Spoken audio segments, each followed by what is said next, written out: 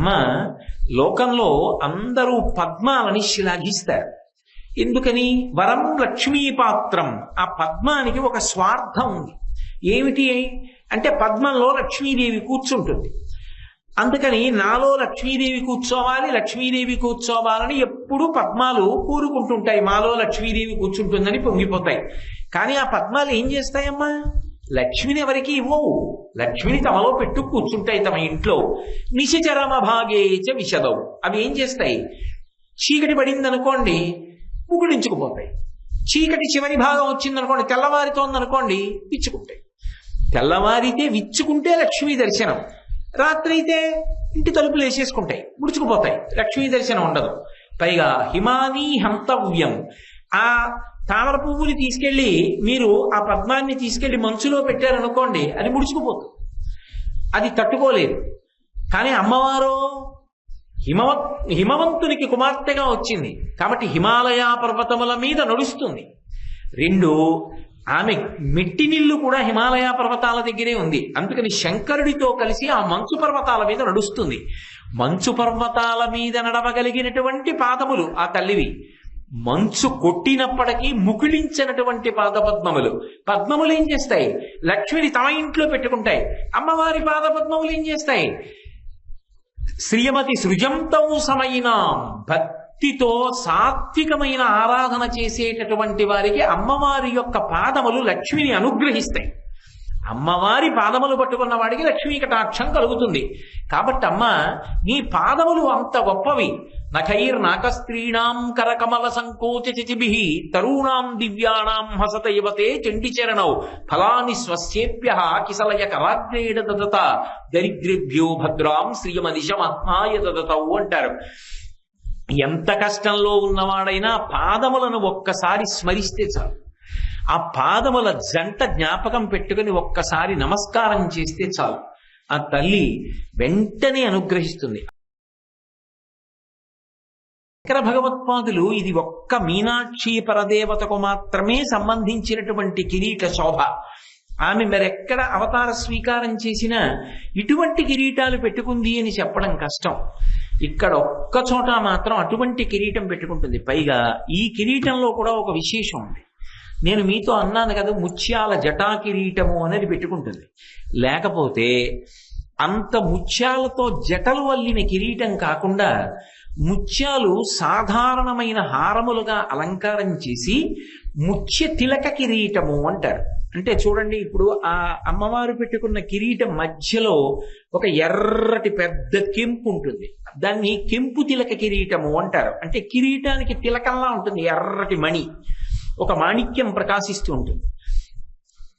అమ్మవారికి అలవాటు ఏమిటంటే, మధురైలో మీనాక్షి పరదేవత అత్యంత ప్రీతిపాత్రంగా ధరించేటటువంటి కిరీటం ఉంది. అది ముత్యాల హారాలతో ఉండి వైరముడిలా ఇలా పక్కకి ఉంటుంది. ఉండి దాని మధ్యలో మరి అది ఎక్కడ వచ్చినటువంటి ముత్యం, ఇంత పెద్ద ముత్యం ఉంటుంది. ఆ ముత్యం ఆ కిరీటంలో తిలకంలా పొదగబడి ఉంటుంది. ఆ కిరీటాన్ని ధరిస్తుంది. ఆమెకి ఆ ముత్యాల హారాలతో శోభించే కిరీటముల యందు ఒక ప్రత్యేకమైన అనురక్తి. అది ఆమె ఇష్టము అని చెప్పడం కష్టం.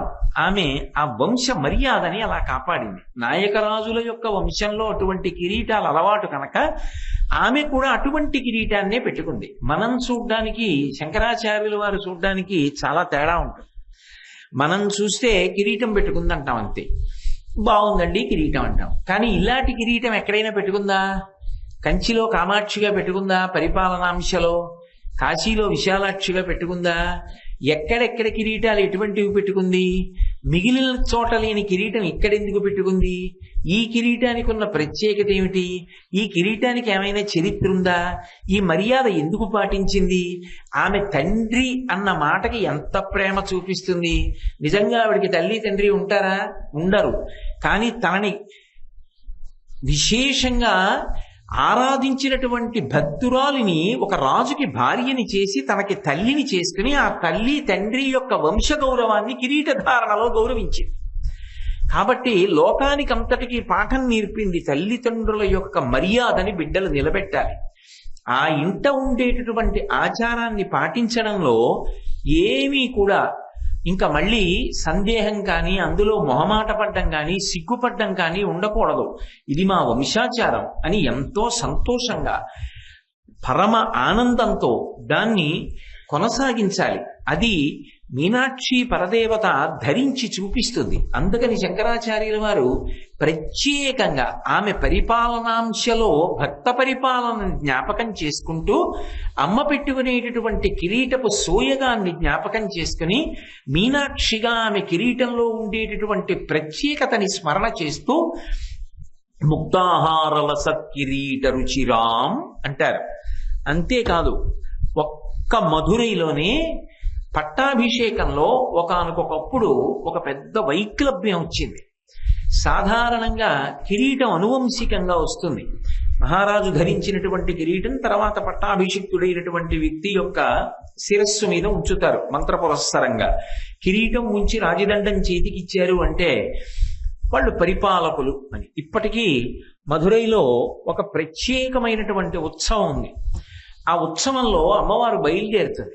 బయలుదేరినప్పుడు అక్కడ సంప్రదాయం ఏమిటంటే ఆలయానికి సంబంధించినటువంటి ధర్మకర్తలలో ఒక ప్రధానుడు, ఒక పెద్ద ఆయన, ఒక ధర్మకర్త ఏం చేస్తాడంటే పరమ వైదికంగా దుస్తులు వేసుకుని ఆయన తనని తాను పాండ్యరాజుగా భావిస్తే ఆలయ పురోహితులు పాండ్యరాజుని ఎలా ఆహ్వానిస్తారో అలా ఆహ్వానిస్తే రాజదండాన్ని తీసుకొచ్చి అమ్మా ఇక పైన నువ్వు పరిపాలకురాలివి అని ముత్యాల కిరీటాన్ని పెట్టి రాజదండాన్ని బహూకరిస్తారు. ఆ మీనాక్షి పరదేవత రాజదండాన్ని పట్టుకున్నప్పుడు ఆమె ఎడమ చేతి వేళ్లు చాలా గమ్మత్తుగా ఉంటాయి. ఈ చిటికిన వేలు కొంచెం దూరంగా ఉండి, ఈ 2 వేళ్లు కొద్దిగా దగ్గరగా ఉండి, చిటికిన వేలు కన్నా కొద్దిగా దగ్గరగా ఈ వేలుండి ఇలా ఉండి కుడి చేత్తో ఇలా రాజదండం పట్టు కూర్చుంటాడు. అసలు ఆ ముగ్ధమోహనమూర్తిని చూసి తీరాలి. ఆ ముఖంలో ఒక మహారాజ్ఞి కళ ప్రకాశిస్తూ ఉంటుంది. ఆ ఉత్సవం చూడడానికి ఒక్క భారతదేశం నుంచి కాదు, దేశ విదేశాల నుంచి మధురై చేరుకుంటారు. చేరుకుని వైగై నదిలో నీళ్లున్నాయా, మధురైలో జనం ఉన్నారా అన్నంతగా, అంటే జన సముద్రం ముందు వైగై నదీ ప్రవాహం సరిపోదు, అంత గొప్పగా జరుగుతుంది ఆ ఉత్సవం. ఇప్పటికీ ప్రతి ఏటా దేవాలయ ధర్మకర్త పాండ్యరాజుగా అలంకారం చేసుకుని భావన చేసి రాజదండాన్ని బహూకరిస్తారు మీనాక్షి పరదేవతకి.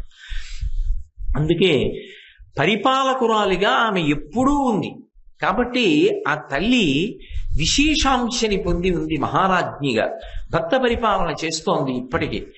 అటువంటి తల్లి వంశంలో కొడుకు, మనవడు, ముని మనవడు, ఇని మనవడు, అలా వంశం కొనసాగుతూ ఇప్పటికీ పరిపాలనలో ఆ వంశం వారు కొనసాగుతూ వస్తున్నారు. కానీ ఒకానొకప్పుడు ఆ పాండ్యరాజుల యొక్క పట్టాభిషేక సమయంలో ఒక పెద్ద వైక్లభ్యం ఏర్పడింది. ఎందుచేత అంటే ఒకప్పుడు వీరపాండ్యన్ అని ఆ వంశంలో ఒక రాజు వచ్చాడు. ఆ వీరపాండ్యన్ అనేటటువంటి రాజు చాలా గొప్ప పరాక్రమవంతుడు, అనేక రాజ్యములను గెలిచాడు.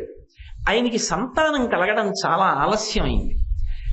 ఆయనకి సంతానం చాలా ఆలస్యంగా కలిగితే ఆ పిల్లవాడికి అభిషేక పాండ్యన్ అని పేరు పెట్టాడు. ఎందుకు పేరు పెట్టాడు అంటే చైత్రమాసంలో ఒకానొక రోజున ఒక ప్రత్యేకమైన అభిషేకాన్ని కొడుకు కోసమని చేశాడు. ఆ అభిషేకం తర్వాత కొడుకు పుట్టాడు కాబట్టి ఆ అభిషేక ఫలితము అని కొడుక్కి అభిషేక పాండ్యన్ అని పేరు పెట్టుకున్నాడు. ఆ అభిషేక పాండ్యన్ ఇంకా చాలా చిన్న వయస్సులో ఉండగానే ఈ వీరపాండ్యన్ శరీరాన్ని విడిచిపెట్టాడు. ఈ పిల్లవాడికి పట్టాభిషేకం జరగాలి, కానీ ఇంకా పిల్లవాడికి యోగ్యత రాలేదు. అసలు ఇంకా రాజ్య సంబంధమైన విషయములను పరిశీలించడం చేత కాదు, మంత్రులు రాజ్యాన్ని చూస్తున్నారు. వీరపాండ్యన్ ఉండగా ఆయనని ఓడించలేకపోయినటువంటి రాజులందరూ కలిసి ఒక సమూహంగా ఏర్పడి మధురై మీద దండయాత్రకు వచ్చి ఈ వీరపాండ్యన్ లేడు కనుక రాజ్యాన్నంతటినీ కూడా దోచుకుని వెళ్ళిపోయారు. వెళ్ళిపోయినప్పుడు అంతఃపురంలో ఉన్నటువంటి ఆభరణ విశేషాల దగ్గర నుంచి అన్నీ తీసుకెళ్ళిపోయారు. తీసుకెళ్ళిపోతే అసలు పట్టాభిషేకం చెయ్యడానికి ఆ పిల్లవాడికి పెట్టడానికి కిరీటం లభించలేదు. ఎలా?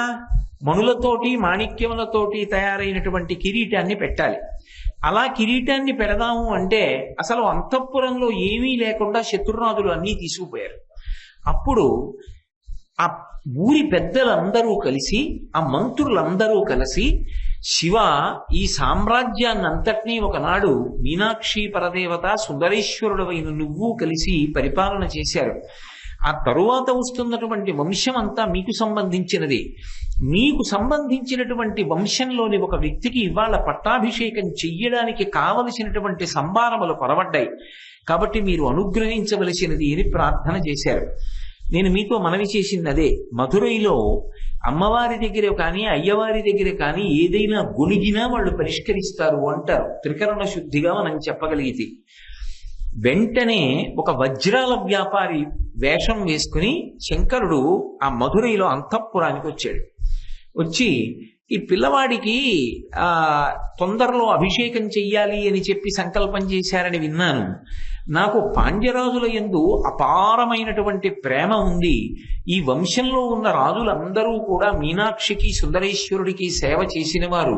ఈ పిల్లవాడికి పట్టాభిషేకం జరిగినప్పుడు తయారు చేయబడేటటువంటి కిరీటంలో అపురూపమైనటువంటి మణిమాణిక్యములు ఉండాలని, అవి లౌకికంగా లోకంలో దొరికేటటువంటి మణిమాణిక్యములు కారాదని, పరమాద్భుతమైనటువంటి మణిమాణిక్యములతో కూడుకున్న కిరీటము చేత ఇతడు అభిషేకాన్ని పొందాలని సంకల్పం చేసి తీసుకొచ్చాను అని ఆయన చేతిలో ఉన్నటువంటి సంచిని తిరగబోశాడు. అందులో అపురూపమైనటువంటి మణులు ఉన్నాయి. ఇన్ని మణులు ఎక్కడి నుంచి వచ్చాయి, ఇంత అపురూపమైన ఈ మణులు ఎక్కడివి అని అడిగారు. అడిగితే ఆయన అప్పుడు ఒక విశేషం చెప్పాడు.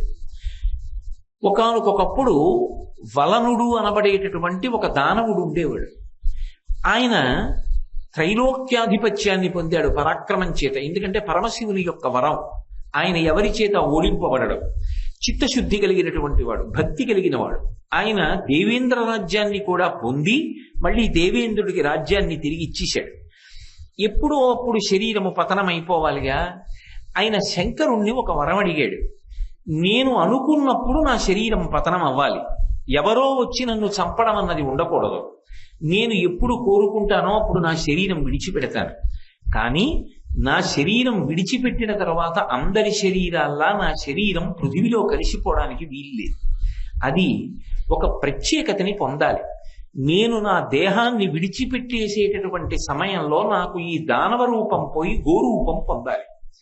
గోరూపాన్ని పొందిన తరువాత నేను శరీరాన్ని వదిలిపెడతాను. వదిలిపెట్టిన తరువాత ఒకనాడు దధీచి మహర్షి యొక్క ఎముకలన్నీ దేవతలకి అస్త్రములుగా ఎలా మారిపోయాయో అలా నా యొక్క శరీరంలో ఉండేటటువంటి సంధిబంధములు, ఎముకలు, ధాతువులు ఇవన్నీ కూడా మణులు, రత్నములు, వజ్రములు, మాణిక్యములుగా మారిపోవాలి. అవి విశేష ప్రయోజనానికి నీ వలన వినియోగింపబడాలి. అలా నాకు వరం ఇమ్మని అడిగాడు. శంకరుడు పరమ కారుణ్యమూర్తి, అనుగ్రహించాడు. ఎంతకాలం ఉంటాడు? ఆయనకి వైరాగ్యం ఉంది. దానవుడే కానీ చాలా ధర్మాత్ముడు, భక్తి కలిగిన వాడు. ఒకానొకప్పుడు దేవేంద్రుడు, ఒక దానవుడు లోకంలో ఉంటే నువ్వు ధర్మాత్ముడు కావచ్చు, కానీ నీ బలాన్ని చూసుకుని దానవులు విజృంభిస్తారు. కాబట్టి నువ్వు శరీరం విడిచిపెడితే బాగుంటుంది అన్నాడు. అయితే నువ్వు ఒక హోమం చెయ్యి, ఆ హోమంలోకి వచ్చి నా శరీరాన్ని పరిత్యజిస్తానన్నాడు వలనుడు. దేవేంద్రుడు హోమం చేశాడు. ఆ హోమంలోకి వచ్చి మంత్రపురస్సరంగా తన శరీరాన్ని ఆహుతిగా అగ్నిలోకి సమర్పించాడు. ఆ సమర్పించినప్పుడు అందులో పడిపోయేటప్పుడు గోరూపాన్ని పొందింది ఆయన శరీరం. గోరూపాన్ని పొంది అగ్నిలో పడిపోయిన తరువాత ఆయన యొక్క సప్తధాతువులు, సంధిబంధములు, ఎముకలు ఇవన్నీ కూడా అపూర్వమైనటువంటి మణులుగా మారిపోయాయి. అదిగో ఆ వలనుడి శరీరం ఈ మణులుగా మారింది. ఇవి లౌకికంగా గనులలో దొరికేవి కవు, పృథివిలో దొరికేవి కవు. ఇంత గొప్ప మణిమాణిక్యములతో, ఈ ముత్యాల హారములతో అలంకృతమైన కిరీటాన్ని చేసి అభిషేక పాండ్యానికి పట్టాభిషేకం చెయ్యండి. ఎందుకు ఇస్తున్నాను ఇవన్నీ? మీరొక్క రూపాయి కాసు నాకు ఇవ్వక్కర్లేదు. ఎందరో రాజులు వచ్చి ఈ మధురైకి సంబంధించిన ఐశ్వర్యాన్నంతటినీ అపహరించి తీసుకుపోయారు. కానీ ఇవాళ ఆ రాజులు కన్ను పుట్టుకునేటట్టుగా అపూర్వమైన కిరీటంతో పట్టాభిషేకం జరగాలి. అంటే మీరెవరు, ఎందుకింత ఉదారంగా ఇవన్నీ పట్టుకొచ్చి ఇస్తున్నారని అడిగారు. నేనెవరో మీకు తర్వాత తెలుస్తుంది. ఇవ్వడానికి కారణం ఒక్కటే. ఈ మధురై నగరం అన్న ఈ మధురైని పరిపాలించేటటువంటి పాండ్యరాజుల వంశమన్న నాకు ఒక ప్రత్యేకమైన ప్రీతి. ఆ ప్రీతి ఉంది కనుక ఆయన పట్టాభిషేకానికి తీసుకొచ్చాను. తీసుకోండి ఇచ్చి అంతర్ధానం అయిపోయాడు. వాళ్ళకప్పుడు మాయ తొలగిపోయి అర్థమైంది. నిన్ననే వెళ్ళి మనం సోమసుందరుణ్ణి ప్రార్థన చేశాం. మహానుభావుడు శంకరుడే తీసుకొచ్చి అపూర్వమైన మణులను ఇచ్చాడని వాటితో కిరీటం చేసి అభిషేక పాండ్యం శిరస్సునందుంచి పట్టాభిషేకం చేశారు. అది శంకరుడి చేత ప్రసాదింపబడినటువంటి అపూర్వమైన మణులు కనుక ఆ మణులతో తయారు చేయబడినటువంటి కిరీటాన్ని సుముహూర్తంలో పట్టాభిషేకంలో ధరించినటువంటి అభిషేక పాండ్యన్ లోకోత్తరమైనటువంటి పరాక్రమాన్ని పొంది ఏ శత్రురాజులు ఐశ్వర్యాన్నంతటినీ కూడా దోచుకుపోయారో వారి మీద దండయాత్ర చేసి లొంగ తీసుకుని మళ్ళీ వాళ్ళ దగ్గర ఉన్న ఐశ్వర్యాన్నంతటినీ మధురైకి వెనక్కి తీసుకొచ్చాడు. అందుకే ఒక్క మధురై చరిత్రలో మాత్రం ఆ రాజులు పెట్టుకున్నటువంటి కిరీటం ముత్యాల హారాలతో ఉన్నటువంటి ఆ కిరీటంలో మణులు మీనాక్షి పరదేవత అక్కడ పరిపాలకురాలుగా వచ్చింది కాబట్టి ఆ వంశంలో వచ్చిన వాళ్ళ కిరీటానికి లోటు రాకూడదని శంకరుడే తెచ్చిన అపూర్వ మణులతో తయారు చేయబడిన కిరీటం ఉన్న ఏకైక రాజ్యం మధురై. అందుకే అక్కడ కిరీటం మీద శంకర భగవత్పాదులకు ఒక ప్రత్యేకమైన గౌరవం, ప్రత్యేకమైనటువంటి ఆ భక్తి. అందుకని ఎక్కడా లేని రీతిలో ద్వాదశమణులతో కూడుకున్నటువంటి స్వర్ణ కిరీటాన్ని వర్ణించవలసిన శంకరాచార్యుల వారు ముక్తాహార లసత్కిరీట రుచిరాం అని ముత్యాల హారములతో ప్రకాశిస్తున్నటువంటి కిరీటము కలదానా అని అమ్మవారి వైభవాన్ని కీర్తిస్తున్నారు. ఇప్పుడు అటువంటి కిరీటం పెట్టుకున్నవో అమ్మా అని పిలవడంలో ఇన్ని రహస్యాలు పొదిగారు అందులో. కాబట్టి ఇప్పుడు ఆ కిరీటం పెట్టుకున్నది అన్న అమ్మవారిని పిలిస్తే ఎవరిని పిలిచినట్టు? మహారాజ్ఞిని పిలిచినట్టు. మహారాజ్ఞి ఏం చేస్తుంది? పరిపాలన చేస్తుంది. పరిపాలన అంటే ఏమిటి?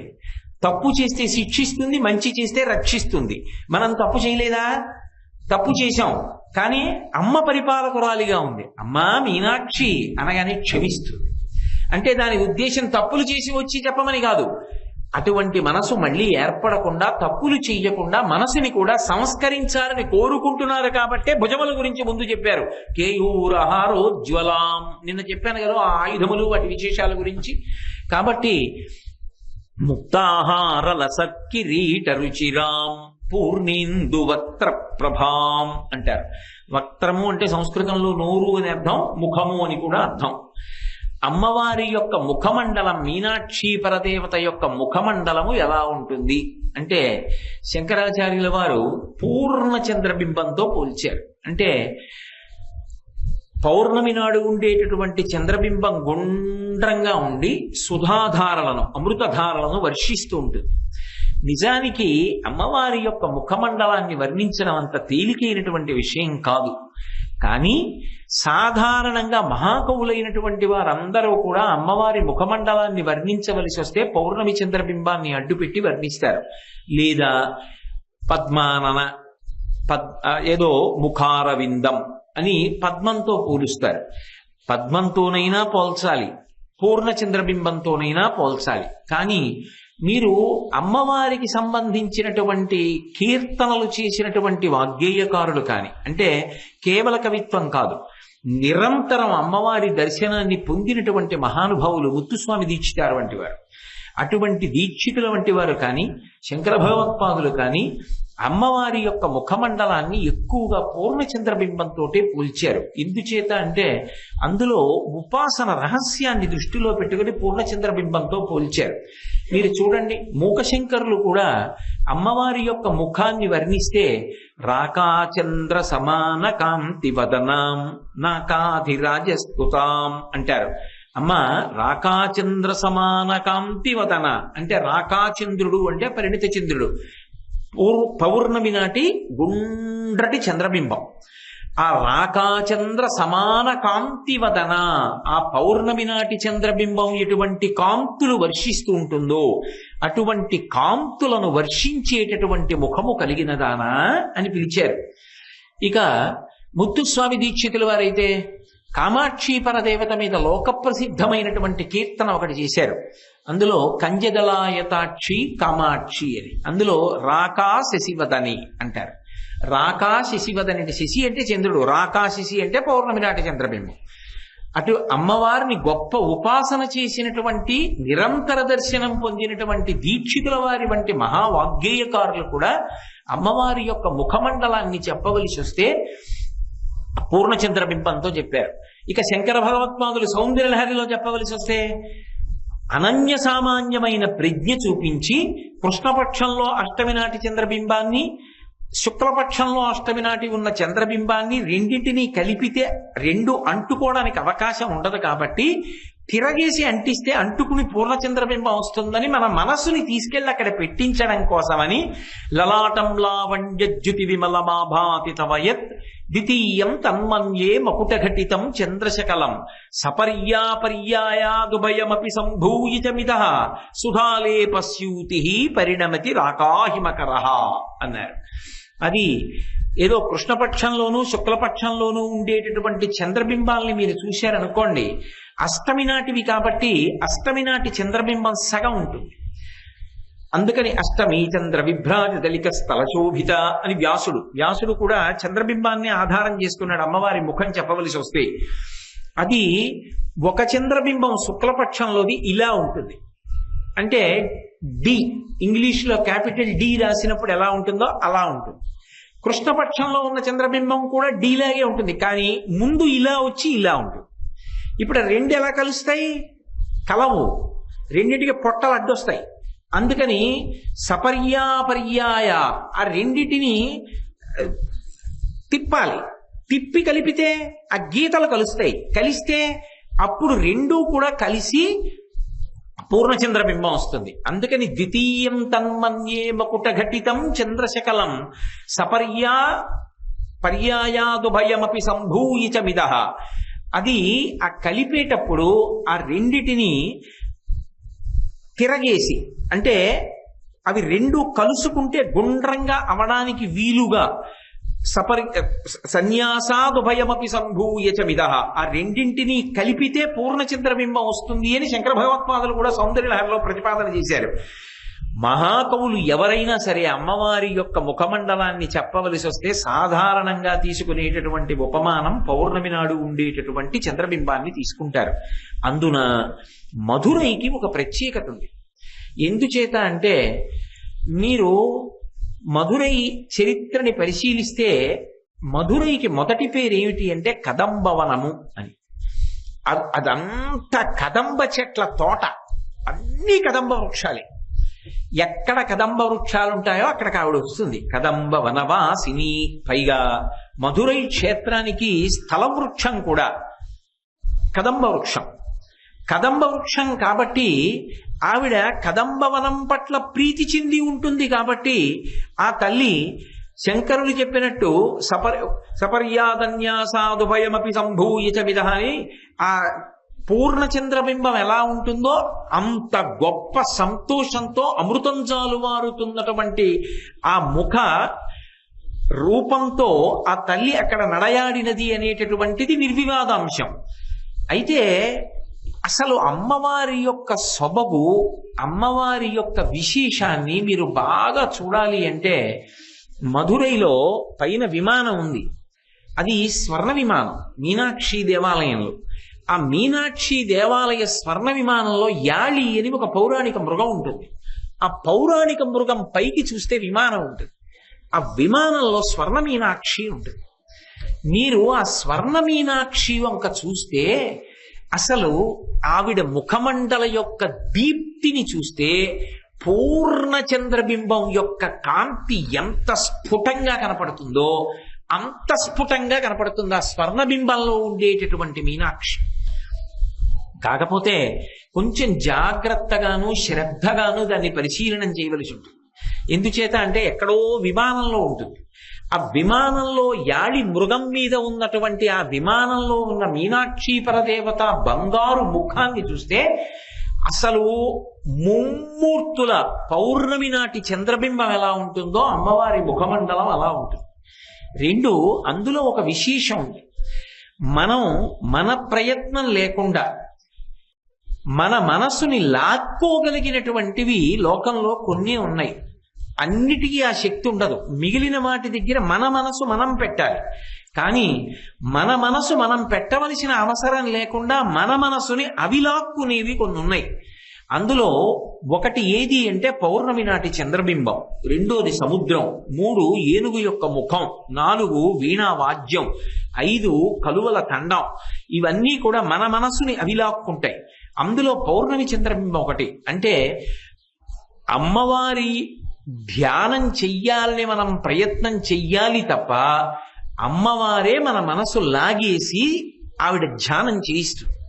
రెండోది, మనం ధ్యానం చేసేటప్పుడు ఎవరిని ధ్యానం చేస్తున్నామో వారి ముఖం ప్రసన్నంగా సంతోషంగా లేదనుకోండి, ధ్యానమునందు ఊంచుకోవడం చాలా కష్టం అవుతుంది.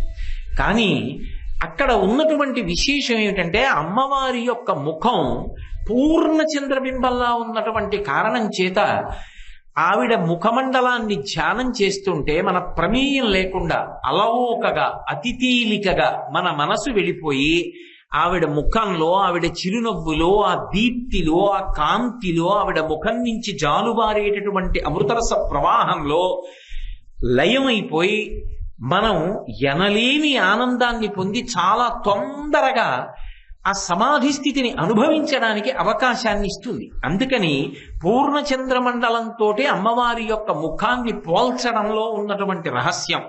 అందుకే శంకర భగవత్పాదులు ఇక్కడ మీనాక్షి పరదేవత ముఖాన్ని వర్ణన చేయవలసి వస్తే ముక్తాహారలస కిరీట రుచిరాం పూర్ణిందు వక్త్ర ప్రభాం అంటారు.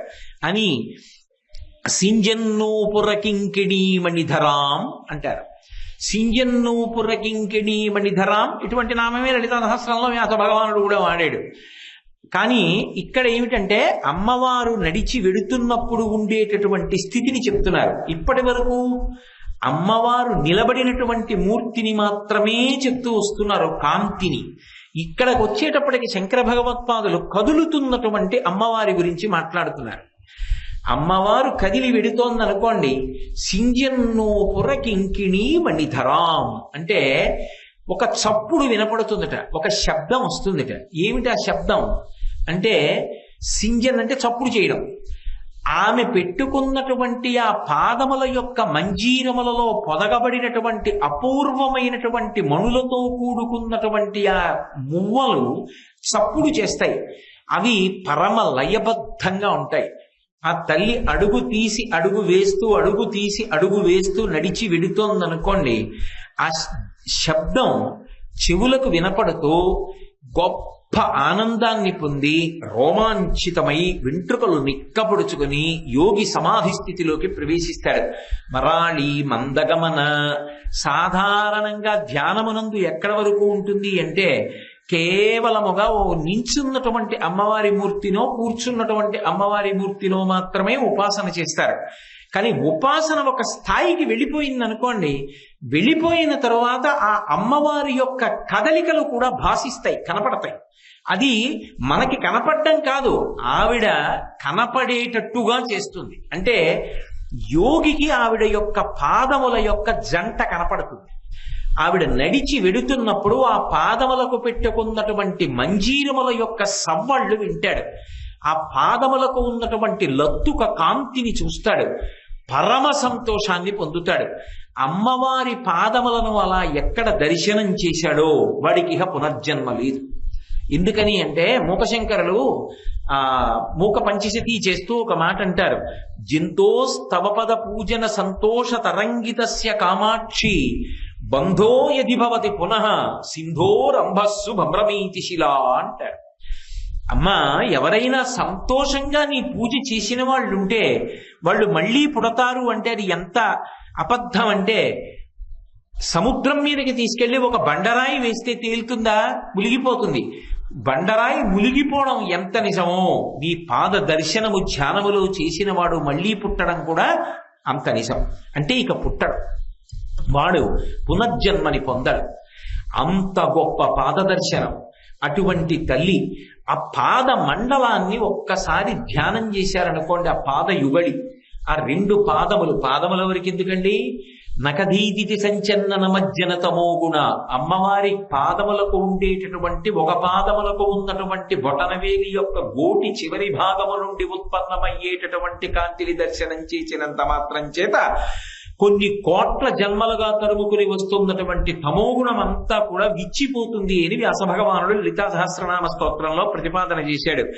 అంత గొప్ప కాంతి కలిగినటువంటి తల్లి యొక్క పాదముల జంట దర్శనం చెయ్యడం, ఆవిడ కదలికలు చూడడం, ఆవిడ ఆ పాద మంజీరముల ధ్వని వినపడేటట్టుగా నడిచి వెళ్ళడం అనేటటువంటిది 2 కారణముల చేత సంభవిస్తుంది. ఒకటి, అపారమైనటువంటి ఆర్తి కలిగిన వారు నీవే తప్ప ఇతప్పరంబెరుగా, అమ్మా నువ్వు తప్ప నాకెవరు దిక్కు అని ఆ అమ్మవారి పాదములను గట్టిగా పట్టుకున్నప్పుడు ఆ తల్లి యొక్క కదలిక దర్శనమవుతుంది. ఆ తల్లి అనుగ్రహించిన వారు ఎవరుంటారో అటువంటి వారు అటువంటి దర్శనాన్ని పొందుతారు. అటువంటి మహాత్ములు ఉన్న ప్రదేశాలలో కూడా అమ్మవారి యొక్క పాద మంజీరముల ధ్వనులు వినపడతాయి. తాడేపల్లి రాఘవనారాయణ శాస్త్రి గారే దానికి ఉదాహరణ. రాఘవనారాయణ శాస్త్రి గారి శరీరంతో ఉన్నన్నాళ్ళు అమ్మవారు బాలాస్వరూపంతో ఇంట్లో తిరుగుతుండేది కాబట్టి ఎప్పుడు గజ్జెల చప్పుడు వినపడుతుండేది. ఎందుకని అంటే ఆయన అంతటి మహా ఉపాసకుడు. ఎప్పుడు అమ్మవారు ఆయనకి దర్శనం ఇస్తూ ఇంట్లో తిరుగుతూ ఉండేది. ఆ రూపం ఎవరికీ గోచరమయ్యేది కాదు, కానీ అమ్మవారి యొక్క పాదములకు పెట్టుకున్నటువంటి మంజీరముల ధ్వనులు వినపడుతుండేవి. అంటే ఆ తల్లిని ఉపాసన చేసిన వాడు ఎక్కడుంటాడో అక్కడ అటువంటి ధ్వనులు వినపడతాయి.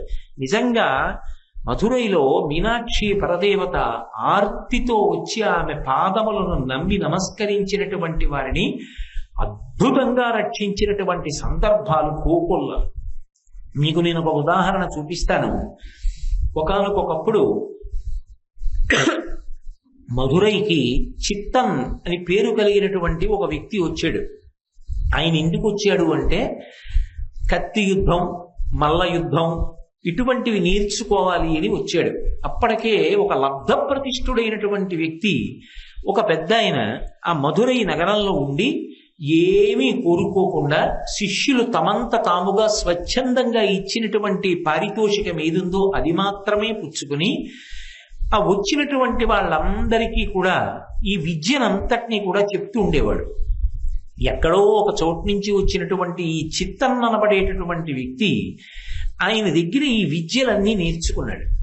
నేర్చుకున్నవాడు నేర్చుకోవడంతో సరిపెట్టలేదు, గురువు గారి భార్య మీద కన్నేశాడు.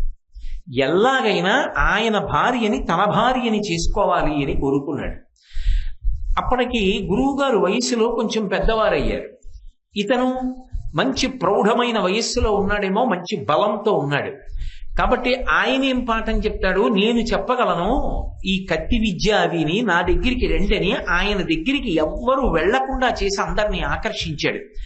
ఆకర్షించి గురువు గారు అన్నం తినడానికి కూడా లేకుండా చేశాడు. అయినా ఆ గురువు గారు గురుపత్ని ఇద్దరు మీనాక్షి సుందరేశ్వరుల్ని నమ్ముకుని కాలం గడుపుతున్నారు. ఒకనాడు ఈ వృద్ధుడైనటువంటి గురువు ఆలయంలోకి వెళ్ళాడు. ఆమె ఉన్న పదార్థాలతోటే భర్త గారికి పచనం చేస్తోంది.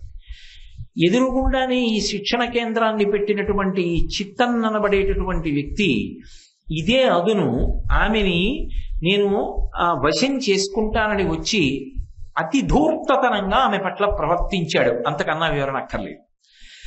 ఆమె చాలా బాధపడింది. చాలా బాధపడి అప్పటికి ఆ సమయానికి తప్పించుకుంది. కానీ భర్త గారికి చెప్తే బెంగ పెట్టుకుంటాడని ఆయన వచ్చిన తరువాత మనమిద్దరం వెంటనే బయలుదేరి మీనాక్షి పరదేవత దేవాలయంలోకి వెళ్ళి అమ్మవారి మ్రోల కూర్చుని ప్రార్థన చేద్దాం.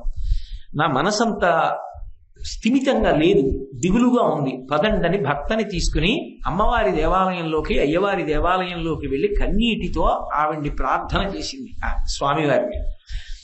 నా యొక్క మాన మర్యాదలకే భంగం జరుగుతోంది, నన్ను పొందడం కోసం నా భర్తని కూడా చంపేసేటట్టున్నాడు. ఈయన దగ్గర నేర్చుకున్న శిష్యుడు, ఇంతకన్నా మహాపాపం ఎక్కడుంటుంది, నువ్వు జోక్యం చేసుకుని రక్షించవలసింది అని మీనాక్షి పరదేవత పాదములను గట్టిగా మానసికంగా పట్టుకుని ప్రార్థన చేసింది. అందులో మధురైలో ఉన్న విశేషం ఏంటంటే మీనాక్షి పరదేవత పెట్టుకునేటటువంటి అందెలు స్ఫుటంగా కనపడతాయి. ఎందుచేత అంటే దక్షిణ దేశంలో ఏదో వెనక్కి మడత పెట్టి చీర కడితే ఎలా ఉంటుందో, ముందుకి అంచొచ్చి వెనక్కి అంచొచ్చేటట్టుగా కడితే ఎలా ఉంటుందో అమ్మవారు అలా కట్టుకుంటుంది. ఆ దక్షిణ దేశపు చీర కట్టడంలో ఆ పాదములు రెండు స్ఫుటంగా కనపడుతూ పాదమంజీరములు కనపడతాయి. ఆవిడ మానసికంగా రెండు పాదాలని కౌగిలించుకొని అమ్మవారిని స్వామివారిని గట్టిగా ప్రార్థన చేస్తూ ఏడుస్తూ కూర్చుంది. ఆమె ఎందుకు బాధపడుతోందో భర్తకి తెలియదు, ఆయన కూర్చున్నాడు. ఈలోగా ఆ చిత్తం అనబడేటటువంటి వ్యక్తి దగ్గరికి ఈ గురువు గారు వెళ్ళారు. ఇక్కడే ఉన్నాడు గురువు గారు. గురువు గారి రూపంతో వెళ్ళాడు. ఎవరు? శంకరుడే. వృద్ధుడుగా ఉన్నాడు కదా. వెళ్ళి ఇవాళ తాడో పేడో తేలిపోవాలి, ఎందుకు ఈ అల్లరి, రా మన ఇద్దరం ద్వంద్వ యుద్ధం చేద్దామన్నాడు. అనేసరికి ఇదేదో అవకాశం బాగుంది, పెద్దవాడైపోయాడు, ఎలాగో నిలబడలేడు, ఈయన్ని సంహరించేస్తే నేను ఈయన భార్యని చేపట్టవచ్చని వెంటనే యుద్ధానికి వచ్చాడు. యుద్ధానికి వచ్చిన తర్వాత చూసే వాళ్ళందరూ ఆశ్చర్యపోతున్నారు, ఇది చిత్తంతో ఇతను ఎక్కడ యుద్ధం చేస్తాడు, పెద్దవాడైపోయాడని. ముందు కొద్దిగా వెనకపడినట్టు కనిపించాడు అందరిలో ఆర్తి పెంచడానికి. ఆ తరువాత ఊంచుకుని అన్నాడు, వదరి మాట్లాడిన నీ నాలుకని 1000 ముక్కలు చేస్తాను. గురుపత్నిని కామంతో ముట్టుకున్న నీ చేతులు రెండూ తెగిపోతాయి. దౌర్భాగ్యపుటాలోచనలు చేసిన నీ కంఠం ఆ తర్వాత తెగి నేలపడిపోతుంది. చూడని కత్తి యుద్ధంలో 3 అంచెలలో అతని నాలుక కోసేసి, అతని భుజములు కోసేసి, అతని కంఠాన్ని దిరివేశాడు. చూసిన వాళ్ళు ఆశ్చర్యపోయారు, ఇదేమిటి ఇంత వృద్ధుడు ఇంత గొప్పగా చెప్పి కొట్టేశాడే చిత్తాన్ని అని. ఈలోగా ఈయన అక్కడ ఉన్నవాడు ఏదో జనం చుట్టూ వచ్చారు, అభినందిస్తున్నారు, కనపడలేదు. ఇదేంటి ఎటు వెళ్ళిపోయాడు అనుకుంటారు. ఇంటికి వచ్చాడన్నారు. గబగబా ఇంతమంది ఇంటికి వెళ్ళారు. ఇంటికి వెళ్ళి, ఎంత గొప్ప యుద్ధం చేశావయ్యా, ఆ చిత్తాన్ని మళ్ళా నువ్వు కత్తి యుద్ధంలో చంపేశావు. నేను చంపేయడం ఏమిటి, నేను మా ఆవిడ మధురైలో మీనాక్షి దేవాలయంలో అమ్మవారి పాదాలు అయ్యవారి పాదాలు పట్టుకొని ధ్యానం చేసుకుంటున్నాం, మేము అసలు ఇక్కడ లేదు, ఇక్కడికి రాలేదన్నాడు. అప్పుడు వాళ్ళకి అర్థమైంది, ఓ నేను అక్కడికి వెళ్ళి అమ్మవారి పాదాలు పట్టి ధ్యానం చేస్తే నా మాన మర్యాదలు నిలబెట్టడానికి, అమ్మవారి ప్రచోదనానికి శంకరుడే మల్లయోధుడుగా వచ్చి చంపేశాడు చిత్తాన్ని. చంపి నాకు మానభిక్ష పెట్టాడు, నాకు శీలభిక్ష పెట్టాడు, నన్ను కాపాడాడని వెంటనే ఆ తల్లి మీనాక్షి పరదేవతని స్తోత్రం చేసి పరవశించిపోయింది. ఆ తల్లి పాదములు పట్టి ప్రార్థన చేసినటువంటి వాళ్ళకి ఆమె కల్పతరు. ఉత్తర క్షణంలో ఆదుకుంటుంది అనడానికి మధురై చరిత్రలో మీనాక్షి పరదేవత ఆదుకున్నటువంటి సందర్భములు ఎన్నో ఉన్నాయి.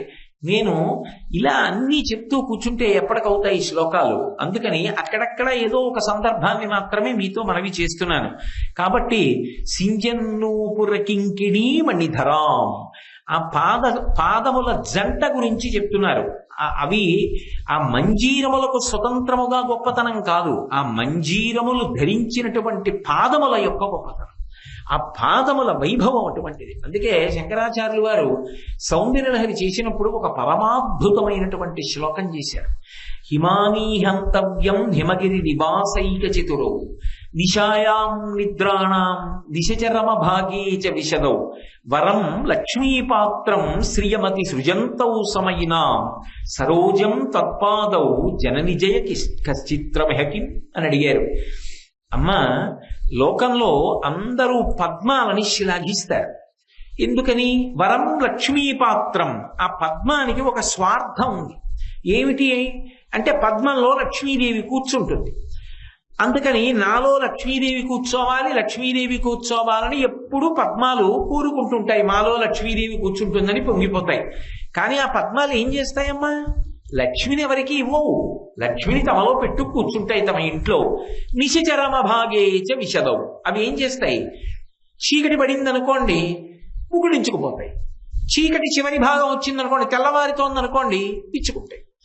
తెల్లవారితే విచ్చుకుంటే లక్ష్మీ దర్శనం, రాత్రి అయితే ఇంటి తలుపులు వేసేసుకుంటాయి, ముడుచుకుపోతాయి, లక్ష్మీ దర్శనం ఉండదు. పైగా హిమానీ హంతవ్యం. ఆ తామర పువ్వుని తీసుకెళ్లి మీరు ఆ పద్మాన్ని తీసుకెళ్లి మంచులో పెట్టారనుకోండి, అది ముడుచుకుపోతుంది, అది తట్టుకోలేదు. కానీ అమ్మవారు హిమవంతునికి కుమార్తెగా వచ్చింది కాబట్టి హిమాలయ పర్వతముల మీద నడుస్తుంది. 2 ఆమె మెట్టినిల్లు కూడా హిమాలయ పర్వతాల దగ్గరే ఉంది. అందుకని శంకరుడితో కలిసి ఆ మంచు పర్వతాల మీద నడుస్తుంది. మంచు పర్వతాల మీద నడవగలిగినటువంటి పాదములు ఆ తల్లివి. మంచు కొట్టినప్పటికీ ముకుళించినటువంటి పాదపద్మములు. పద్మములు ఏం చేస్తాయి? లక్ష్మిని తమ ఇంట్లో పెట్టుకుంటాయి. అమ్మవారి పాదపద్మములు ఏం చేస్తాయి? శ్రీమతి సృజంతం సమయిన భక్తితో సాత్వికమైన ఆరాధన చేసేటటువంటి వారికి అమ్మవారి యొక్క పాదములు లక్ష్మిని అనుగ్రహిస్తాయి. అమ్మవారి పాదములు పట్టుకున్న వాడికి లక్ష్మీ కటాక్షం కలుగుతుంది. కాబట్టి అమ్మ, నీ పాదములు అంత గొప్పవి. నఖైర్నాకస్త్రీణాం కరకమల సంకోచచిభిః తరూణాం దివ్యానాం హసత యువతే చండిచరణౌ ఫలాని స్వస్యేభ్యః కిసలయ కరాగ్రేణ దదత దరిద్రేభ్యో భద్రాం శ్రియమనిశమాత్మాయ దదతౌ అంటారు.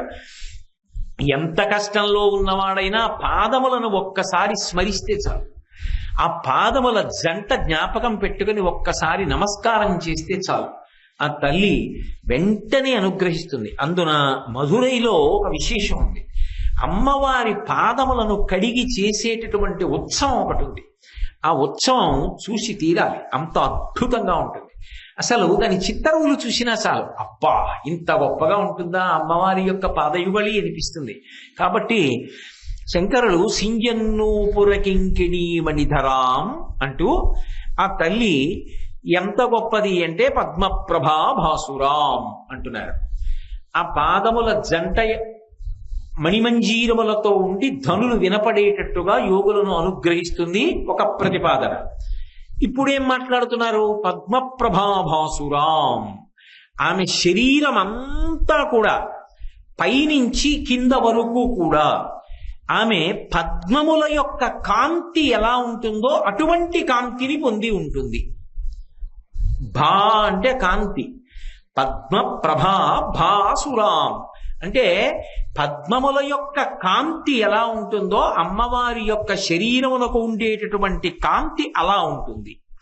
అయితే ఇక్కడ మీరు ఒక్క విషయాన్ని గమనించాలి. కాంతి ఒక్కటే ఉండడం ఒకెత్తు, కాంతితో సువాసన కూడా ఉండడం ఒకెత్తు. ఒక్క కాంతి ఉందనుకోండి, అది మనసుని రంజింపచేస్తుందని చెప్పలేదు. రెండు, సువాసన ఉందనుకోండి, కంటిని రంజింపచేస్తుందని చెప్పలేరు.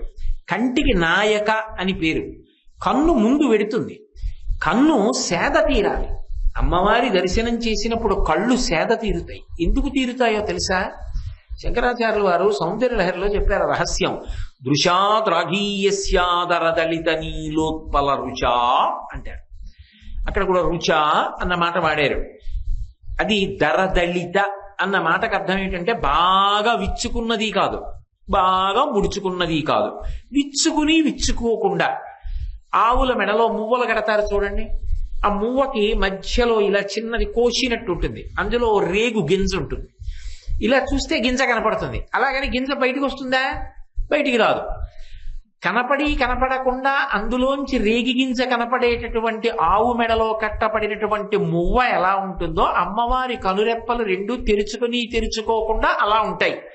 అవి ఎలా ఉంటాయిట? నీలోత్పల రుచ, నీలంగా ఉండేటటువంటి అని కాదు. సంస్కృతంలో నీలం అంటే నల్లని అని. నల్ల కలువ ఎలా ఉంటుందో అలా ఉంటాయి ఆవిడ కళ్ళు. ఎందుకు ఆ మాట అంటాం శంకరాచార్యులు వారు అంటే, నల్ల కలువకు కానీ తెల్ల కలువకు కానీ ఎర్ర కలువకి కానీ ఒక లక్షణం ఉంటుంది. అందులో ఉండేటటువంటి కాంతి వేడితో ఉండదు, చల్లతనంతో ఉంటుంది. సాధారణంగా ఎక్కడైనా కాంతి ఉందనుకోండి, ఆ కాంతిలో వేడి ఉంటుంది. ఇన్ని దీపాలు పెట్టారనుకోండి, మీకు బాగుంటుందేమో కానీ ఒక గంటో గంటన్నరో అయ్యేటప్పటికీ ఎంత వేడి పడుతుందో శరీరం మీద, అంత వేడి పడుతుంది.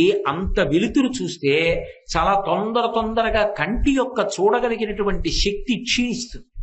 అంత వెలుతురుని చూస్తూ ఉంటే ఆ కాంతి యందు వేడి కూడా ఉంటుంది. కాంతిని వేడిని వేరు చేయడం కుదరదు. కానీ అమ్మవారి శరీరపు కాంతికి ఉండే లక్షణం ఏమిటంటే, ఆ కాంతితో పాటు చల్లతనం ఉంటుంది. అది ఎక్కడుంటుందంటే ఒక్క పద్మమునందు ఉంటుంది. అది మీరు బాగా అనుభవించాలంటే ఎప్పుడైనా ఎక్కడైనా మీకు నల్ల కలువ దొరికితే ఆ నల్ల కలువలో ఒకసారి ముఖం పెట్టండి. ముఖం పెడితే చల్లగా తగులుతుంది. అది మల్లె పువ్వుల్లో పెట్టారనుకోండి, ఒళ్ళు కాలినట్టు. పువ్వులతో పూజ భరించడం ఎంత కష్టమో చూడాలంటే ఓ కేజీ మల్లెపూలు తెచ్చి పాదాల మీద పోసుకుంటే తెలుస్తుంది, బొబ్బలెక్కుతాయి ఒక్కొక్కసారి. అంత వేడి మంటలు వస్తాయి మల్లెపూలలో కాళ్ళు పెడితే. అంతవరకు ఎందుకు కాళ్ళమాట దేవుడు ఎరుగు. మల్లెపూలలో చేయి పెట్టి ఉంచండి కాసేపు, మీరు ఉంచలేరు, వేడెక్కిపోయి చెయ్యి మండుతోందని తీసేస్తారు. మిగిలిన పువ్వుల యొక్క కాంతి ఎందు మీకు తెలియకుండానే వేడి ఉంటుంది. ఒక్క పద్మాలలో మాత్రం, కలువలలో మాత్రం చంద్రప్రకాశానికి వికసిస్తే కలువ అంటారు, సూర్యప్రకాశానికి వికసిస్తే తామర పువ్వు పద్మము అంటారు. ఈ రెండిటి యొక్క కాంతిలో మాత్రం చల్లతనం ఉంటుంది. అందుకే నల్ల కలువ ఎందుకు చెప్తారంటే నల్ల కలువ కంటికి కూడా హాయినిస్తుంది. అందుకే కదా రాత్రిళ్ళు కొంచెం దీపం, నీలంగా ఉన్న కాంతితో ఉన్న దీపం వేసుకుంటారు. అందులో ఇలా తల పెట్టారనుకోండి, దాని దుద్దు చుట్టూ నీటి బిందువులు ఉంటాయి. ఏ రంగుతో రేకు ఉందో తద్భిన్నమైన రంగు రేకు మొదట్లో ఉంటుంది. మీరు ఎర్రటి పద్మాన్ని తీసుకొచ్చారనుకోండి, ఆ రేకుల మొదళ్ళు తెల్లగా ఉంటాయి. తెల్లటి పద్మాన్ని తెచ్చారనుకోండి, కొద్ది గులాబీ వర్ణం ఉంటుంది. ఆ దుద్దు దగ్గర నీటి బిందువులు ఉంటాయి. అందులో ముఖం పెట్టారనుకోండి, చల్లగా ఉంటుంది. ఏదో ఉట్టి చల్లగా ఉందనుకోండి, తడిబట్టేసుకున్నట్టు ఉంటుంది. ఒక గొప్ప సువాసన. అంటే ఇప్పుడు శంకరాచార్యుల వారు ఒకటి చెప్తున్నారు, ఒకటి చెప్పట్లేదు. చెప్పండి మీరు పట్టుకోవాలి. ఎప్పుడు మీరు అనుభవిస్తేనే అందుతుంది, లేకపోతే అందదు. అది శంకరుల యొక్క వైభవం. పద్మాలు ఎలా చల్లగా ఉంటాయో ఆవిడ శరీరం అంత చల్లగా ఉంటుంది అన్నాను అనుకోండి, ఏమైనా అర్థం ఉందే దానికి? ఎలా? అది అనుభవిస్తేనే.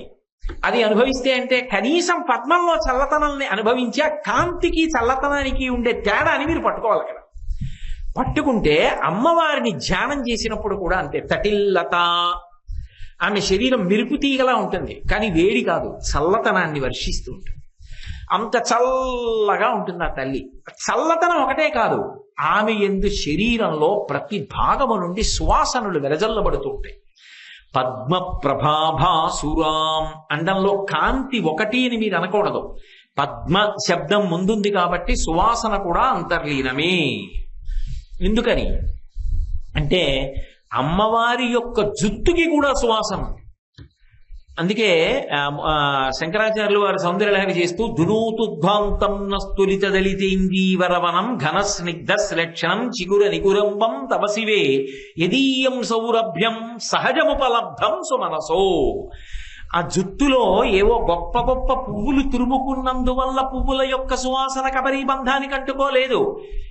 ఆమె జుత్తుకి సహజంగా ఉన్న సువాసన మాకు అంటుకుంటుందేమో, మేము ఆ సువాసన ఓసారి చూద్దామని దేవలోకంలో ఉన్నటువంటి కల్పవృక్షములకు పూసిన పువ్వులు కోరుకుంటాయిట. అమ్మవారు మమ్మల్ని సిగలో పెట్టుకుంటే బాగుండు, ఆవిడ సిగకున్న వాసన మేము చూస్తామని కోరుకుంటాయిట. లోకంలో మిగిలిన వాళ్ళందరూ కల్పవృక్షాలు పూసిన పువ్వులు తెచ్చి మా కొప్పులో పెట్టుకుంటే ఆ సువాసనలు మా కొప్పు కప్పుట్టుకుంటే మా కొప్పు మంచి వాసన వస్తుందని కోరుకుంటారేమో.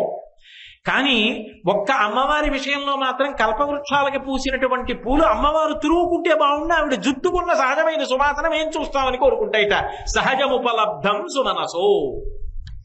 అమ్మా, నీ యొక్క జుట్టుకి అటువంటి సహజమైనటువంటి సుగంధం ఉన్నది.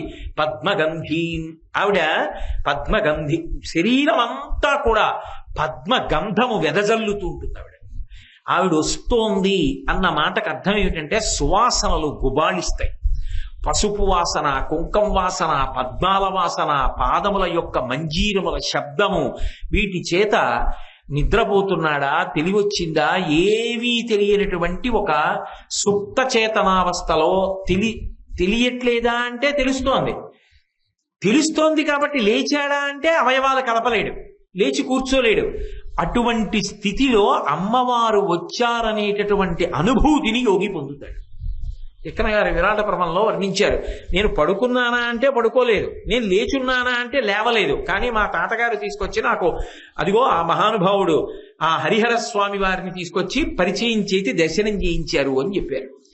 అలా అమ్మవారు అనేటప్పటికే ఆ పద్మముల యొక్క సహజమైన సువాసనలను వెదజల్లుతుంటుంది ఆవిడ శరీరం, పద్మముల కాంతితో ఉంటుంది. అందుకే మూకశంకరులు ఒక అద్భుతమైనటువంటి ప్రయోగం చేశారు ఈ విషయంలో. ఆయన అన్నారు, అమ్మ పరిమళ పరీపాకోద్రేకం పయోముని కాంచనే అన్నారు. అమ్మ, లోకంలో ఎక్కడ లేని విషయాలు నీ యందు అన్వయమయ్యాయమ్మా అన్నారు. ఎలా అన్వయమయ్యాయి అంటే, మేఘమునకు సువాసన ఉన్నట్టు, బంగారమునకు తావి అంటే వాసన అబ్బినట్టు. ఒక చోట బంగారు తీగ మంచి సువాసన వస్తోంది, మేఘంలోంచి సువాసనలు వస్తున్నాయి, అది పరిమళ పరీపాకోద్రేకం పయోముని కాంచని అన్నారు. మేఘంలో వాసనలు ఎందుకు వస్తాయి? మేఘంలోంచి నీళ్లు వస్తాయి, చల్లటి నీరు పడుతుంది తప్ప మేఘంలో వాసన వస్తుందా? మేఘం ఎలా ఉంటుందంటే అంటే చల్లగా ఉంటుందంటే అంటాం తప్ప మేఘంలో వాసన ఉంటుందంటే ఒప్పుకుంటారా? కానీ మూకశంకరులు అంటున్నారు మేఘంలో వాసన ఉందన్నారు. ఏమిటి వాసన అంటే, నల్ల మబ్బు ఎలా ఉంటుందో అమ్మవారి కొప్పు అలా ఉంటుంది, ఆ కొప్పులో వాసన ఉంది, అందుకని అమ్మ నీ దగ్గర ఉన్న నల్ల మబ్బుకి వాసన ఉందన్నారు. కాంచని బంగారు తీగకి వాసన అబ్బిందన్నారు. అమ్మవారి యొక్క శరీరం తటిల్లత సమరుచి, ఆ మెరుపు తీగ ఎలా ఉంటుందో అలా ఉంటుంది. అంతేనా? ఒక్క కాంతేనా? కాదు, కాంతితో పాటు ఆమె శరీరం అంతా కూడా సువాసనలు వెదజల్లుతుంది. కాబట్టి అమ్మ అంత గొప్ప విశేషం నీ శరీరం. అంతేకాదమ్మా, అందులో ఇంకొక అద్భుతం ఉంది. అసలు లోకంలో ఎక్కడా లేనటువంటి రీతిలో నీ యందు శిఖరము రెండుగా భాసిస్తోందమ్మా అన్నారు. శిఖరిని పునః ద్వైదీభావం అన్నారు. ఒక కొండ ఉందనుకోండి, ఆ కొండ సగానికి తెగి రెండుగా కనపడింది అనుకోండి, ఆశ్చర్యం, అదేంటి ఆ కొండ సమానంగా అలా రెండుగా తెగింది అనిపిస్తుందే. అమ్మా నీ యొక్క వక్షోభాగము అలా కనపడుతోంది అని. చాలు, ఇంకంతకన్నా దానికి వర్ణన అక్కర్లేదు. అంత విశేషము నీ యొక్క శరీరమునందు అన్వయమై ఉన్నది. అలాగే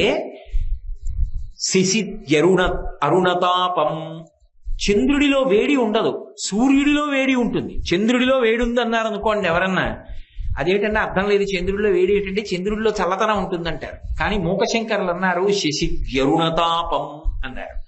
చంద్రుడిలో వేడి కనపడుతోందమ్మా, ఆ విచిత్రం నీ శరీరంలో కనపడింది అన్నారు. ఎలా కనపడుతుంది అంటే, శశి అంటే అమ్మవారి యొక్క ముఖం పూర్ణ చంద్రబింబంలా ఉంటుంది. పూర్ణ చంద్రబింబంలా ఉన్న అమ్మవారి ముఖంలో ఎర్రగా మెరిసిపోతున్న బాలసూర్య బింబం వేడి వదులుతూ ఎలా వస్తుందో, ఆవిడ యొక్క పాపట ప్రారంభ స్థానంలో పెట్టుకున్నటువంటి సింధూరం బొట్టు సూర్యబింబం వేడినిస్తే ఎలా ఉంటుందో అలా ఉందమ్మా.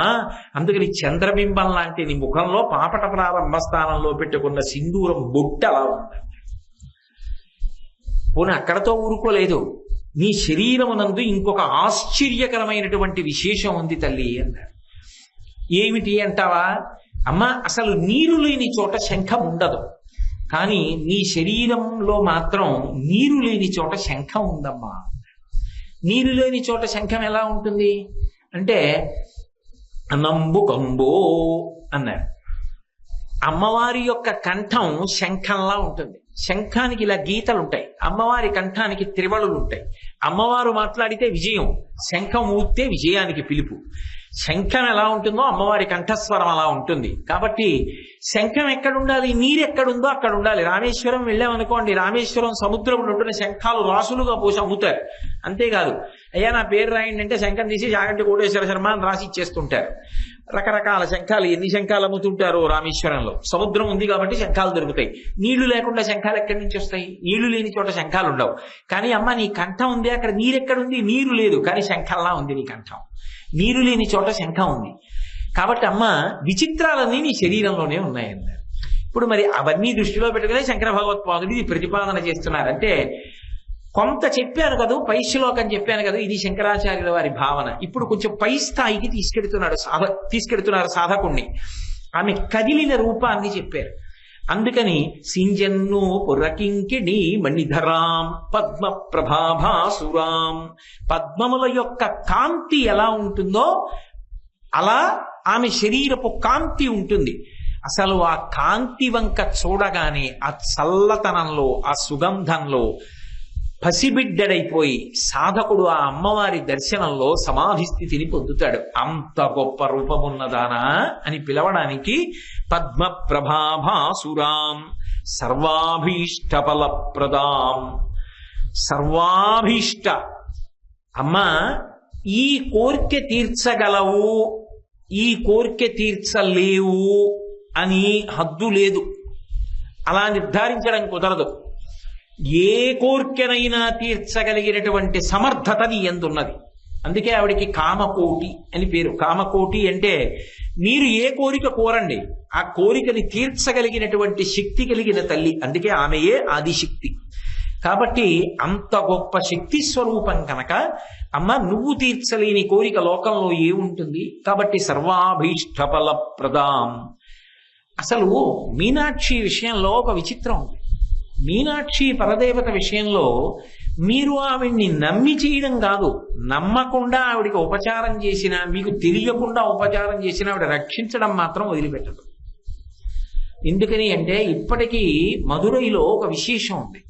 మీరు కావాలంటే ఈ మాట మధురై వెళ్ళినప్పుడు చూడండి. అక్కడ ఒకప్పుడు 1812 సంవత్సరంలో రావు పీటర్ అనబడేటటువంటి కలెక్టర్ ఒక ఆయన మధురైని పరిపాలించాడు. ఆయన పరిపాలన చేసిన రోజుల్లో ఆయనకు అలవాటు ఉండేది. ఆయన పొద్దున్నే ఒకసారి అలా వ్యాహ్యాళిగా ఆరోగ్యం కోసం నడవడానికి వెళ్ళేవాడు. ఆయన ఏం పెట్టుకున్నాడంటే అదేదో పవిత్రంగా నేను ప్రదక్షిణం చేస్తున్నానని కాదు, ఓసారి దేవాలయం చుట్టూ నడిచి తిరిగి వచ్చి తన గదిలోకి వెళ్ళిపోయేవాడు. మీనాక్షి దేవాలయానికి దగ్గరలోనే ఆయన మేడ ఉండేది. ఆయనకి అలవాటు ఏమిటంటే రోజు తిరిగి వచ్చి మేడ మీదకి వెళ్ళిపోతాడు. వెళ్ళిపోయి ఏదో ఆయన వ్యవహారం పరిపాలన గొడవలో ఉంటాడు. మరి కలెక్టర్ గారంటే ఆ రోజుల నుంచి కూడా అధికారాలు విశేషంగా ఉన్నాయి కదా, ఆ పరిపాలనలో హడావిడిగా ఉంటాడు. ఒకరోజు మధురైలో బ్రహ్మాండమైనటువంటి వర్షం బయలుదేరింది. ఎక్కడి నుంచో ఒక 3 సంవత్సరాల పిల్ల పరుగు పరుగున మేడ మీద పడుకున్న కలెక్టర్ గారి దగ్గరికి వెళ్ళిపోయింది. ఆమె వెళ్ళిపోతున్నప్పుడు అక్కడ ఉన్నటువంటి రక్షక భటులందరూ కూడా నిరుత్తురులైపోయి ఆ పిల్లని చూస్తూ ఉండిపోయారు. ఎవరూ ఆ పిల్లని ఆపలేకపోయారు. ఆ పిల్ల పరుగు పరుగున వెళ్ళిపోయింది. వెళ్ళిపోయి పడుకుని నిద్రపోతున్నాడు కలెక్టర్ గారు. ఆ నిద్రపోతున్న కలెక్టర్ పీటర్ గారిని గట్టిగా కొట్టి లేపింది. తొందరగా రా కిందకి అని చేయి పట్టుకుని మేడ మించి బర్ర బర్ర బర్ర బర్ర బర్ర బర్ర మెట్ల మించి తీసుకొచ్చి దూరంగా తీసుకెళ్ళిపోయింది. ఆ ఇంట్లోంచి ఆ పిల్ల కలెక్టర్ గారిని దూరంగా తీసుకెళ్లిపోయింది. నిశ్చేష్టులైపోయిన వాళ్ళు ఆపలేదు సరికదా, రక్షక బలగం అంతా కూడా వెనకాల దూరంగా వెళ్ళిపోయింది. వాళ్ళంత దూరం వెలిగిపోయారు. పిడుగు పడిపోయి ఆ ఇల్లు కాలిపోయింది. ఆ పిల్ల కోసం చూశాడు ఆ కలెక్టర్. ఆ పిల్ల కనపడలేదు. ఆయనకి అర్థమైంది. తెలిసో తెలియకో మీనాక్షి పరదేవత దేవాలయానికి ప్రదక్షిణం చేశా. ప్రతిరోజు పాదరక్షలతో చేశానో, ఎందుకు చేశానో, తెలిసి చేశానో తెలియక చేశానో, భక్తితో చేశానో భక్తి లేకుండా చేశానో, కానీ గుడి చుట్టూ తిరిగి వస్తాననేవాడిని అని పొద్దున్నే వ్యాహ్యాళి కోసం గుడి చుట్టూ తిరిగి వచ్చా. తిరిగి వచ్చినందుకు పిడుగు పడి చచ్చిపోవలసిన వాణ్ణి నన్ను బాలాస్వరూపంగా వచ్చి చెయ్యి పట్టుకి కిందకి తీసుకెళ్ళింది, కాపాడింది నా తల్లని 297 అపూర్వమైనటువంటి మణులతో ఆవిడ గుర్రం మీద వెడుతున్న రూపం గురించి నేను మీతో మనవి చేసి ఉన్నాను కదూ. భారతదేశంలో ఎక్కడా లేదు అటువంటి విశేషం. అలా ఆవిడ గుర్రం ఎక్కినప్పుడు మా తల్లి ఆ గుర్రపు జీనుకి వేలాడుతున్నటువంటి తాడుకి ఆవిడ పాదాలు పెట్టుకోవడానికి 2 కుక్కేలు లాంటివి ఉంటాయి, అందులో పాదాలు పెడతారు. అందులో ఇక పైన ఆమె పాదములు పెట్టకూడదు. నన్ను కాపాడిన తల్లి కాబట్టి నేను మణులతో వజ్ర వైఢూర్యములతో చేయించినటువంటి ఈ 2 కుక్కేలలో ఆవిడ పాదములు పెట్టి గుర్రం మీద వెళ్ళాలి అని అశ్వముఖి యొక్క జీనుకి 2 అటువంటి కుక్కేలు చేయించాడు. అసలు వాటి ఫోటో చూస్తే చాలు మీరు మురిసిపోతారు. అసలు అబ్బా ఏమి కుక్కేలండి అని.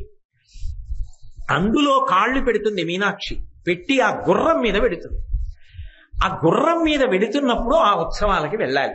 ఆ ఉత్సవాలు ఎప్పుడు ఉన్నాయి ఏమిటి ఆ తేదీలు కనుక్కొని ప్రణాళిక వేసుకుని మధురై వెళ్ళి ఓ 10 రోజులు ఉండి అవన్నీ చూసి వస్తే తప్ప మన జన్మ ఎలా ధన్యం అవుతుంది.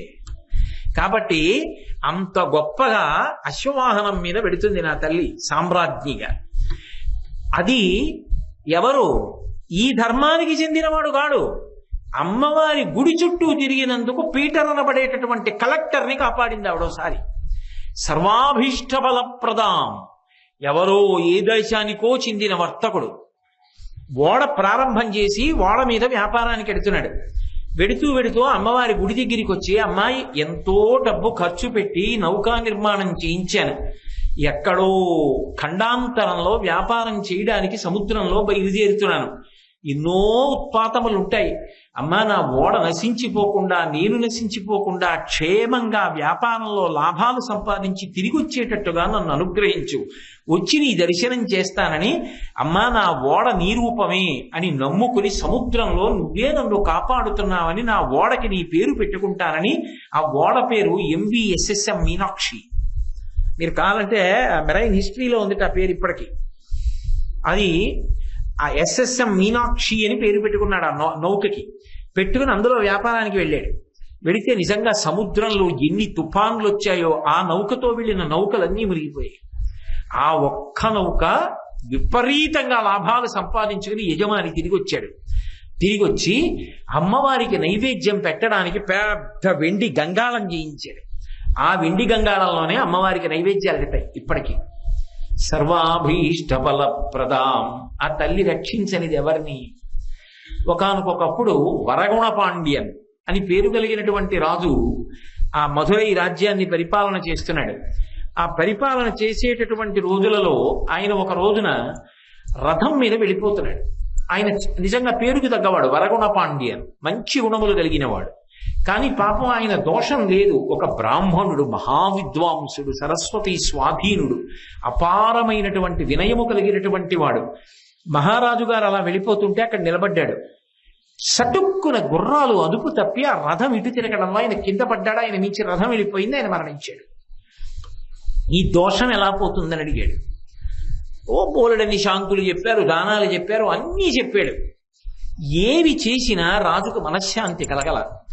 నిస్తేజంగా అయిపోయాడు. ఎప్పుడూ ఏదో బెంగ పెట్టుకున్న వాడిలా ఉండేవాడు.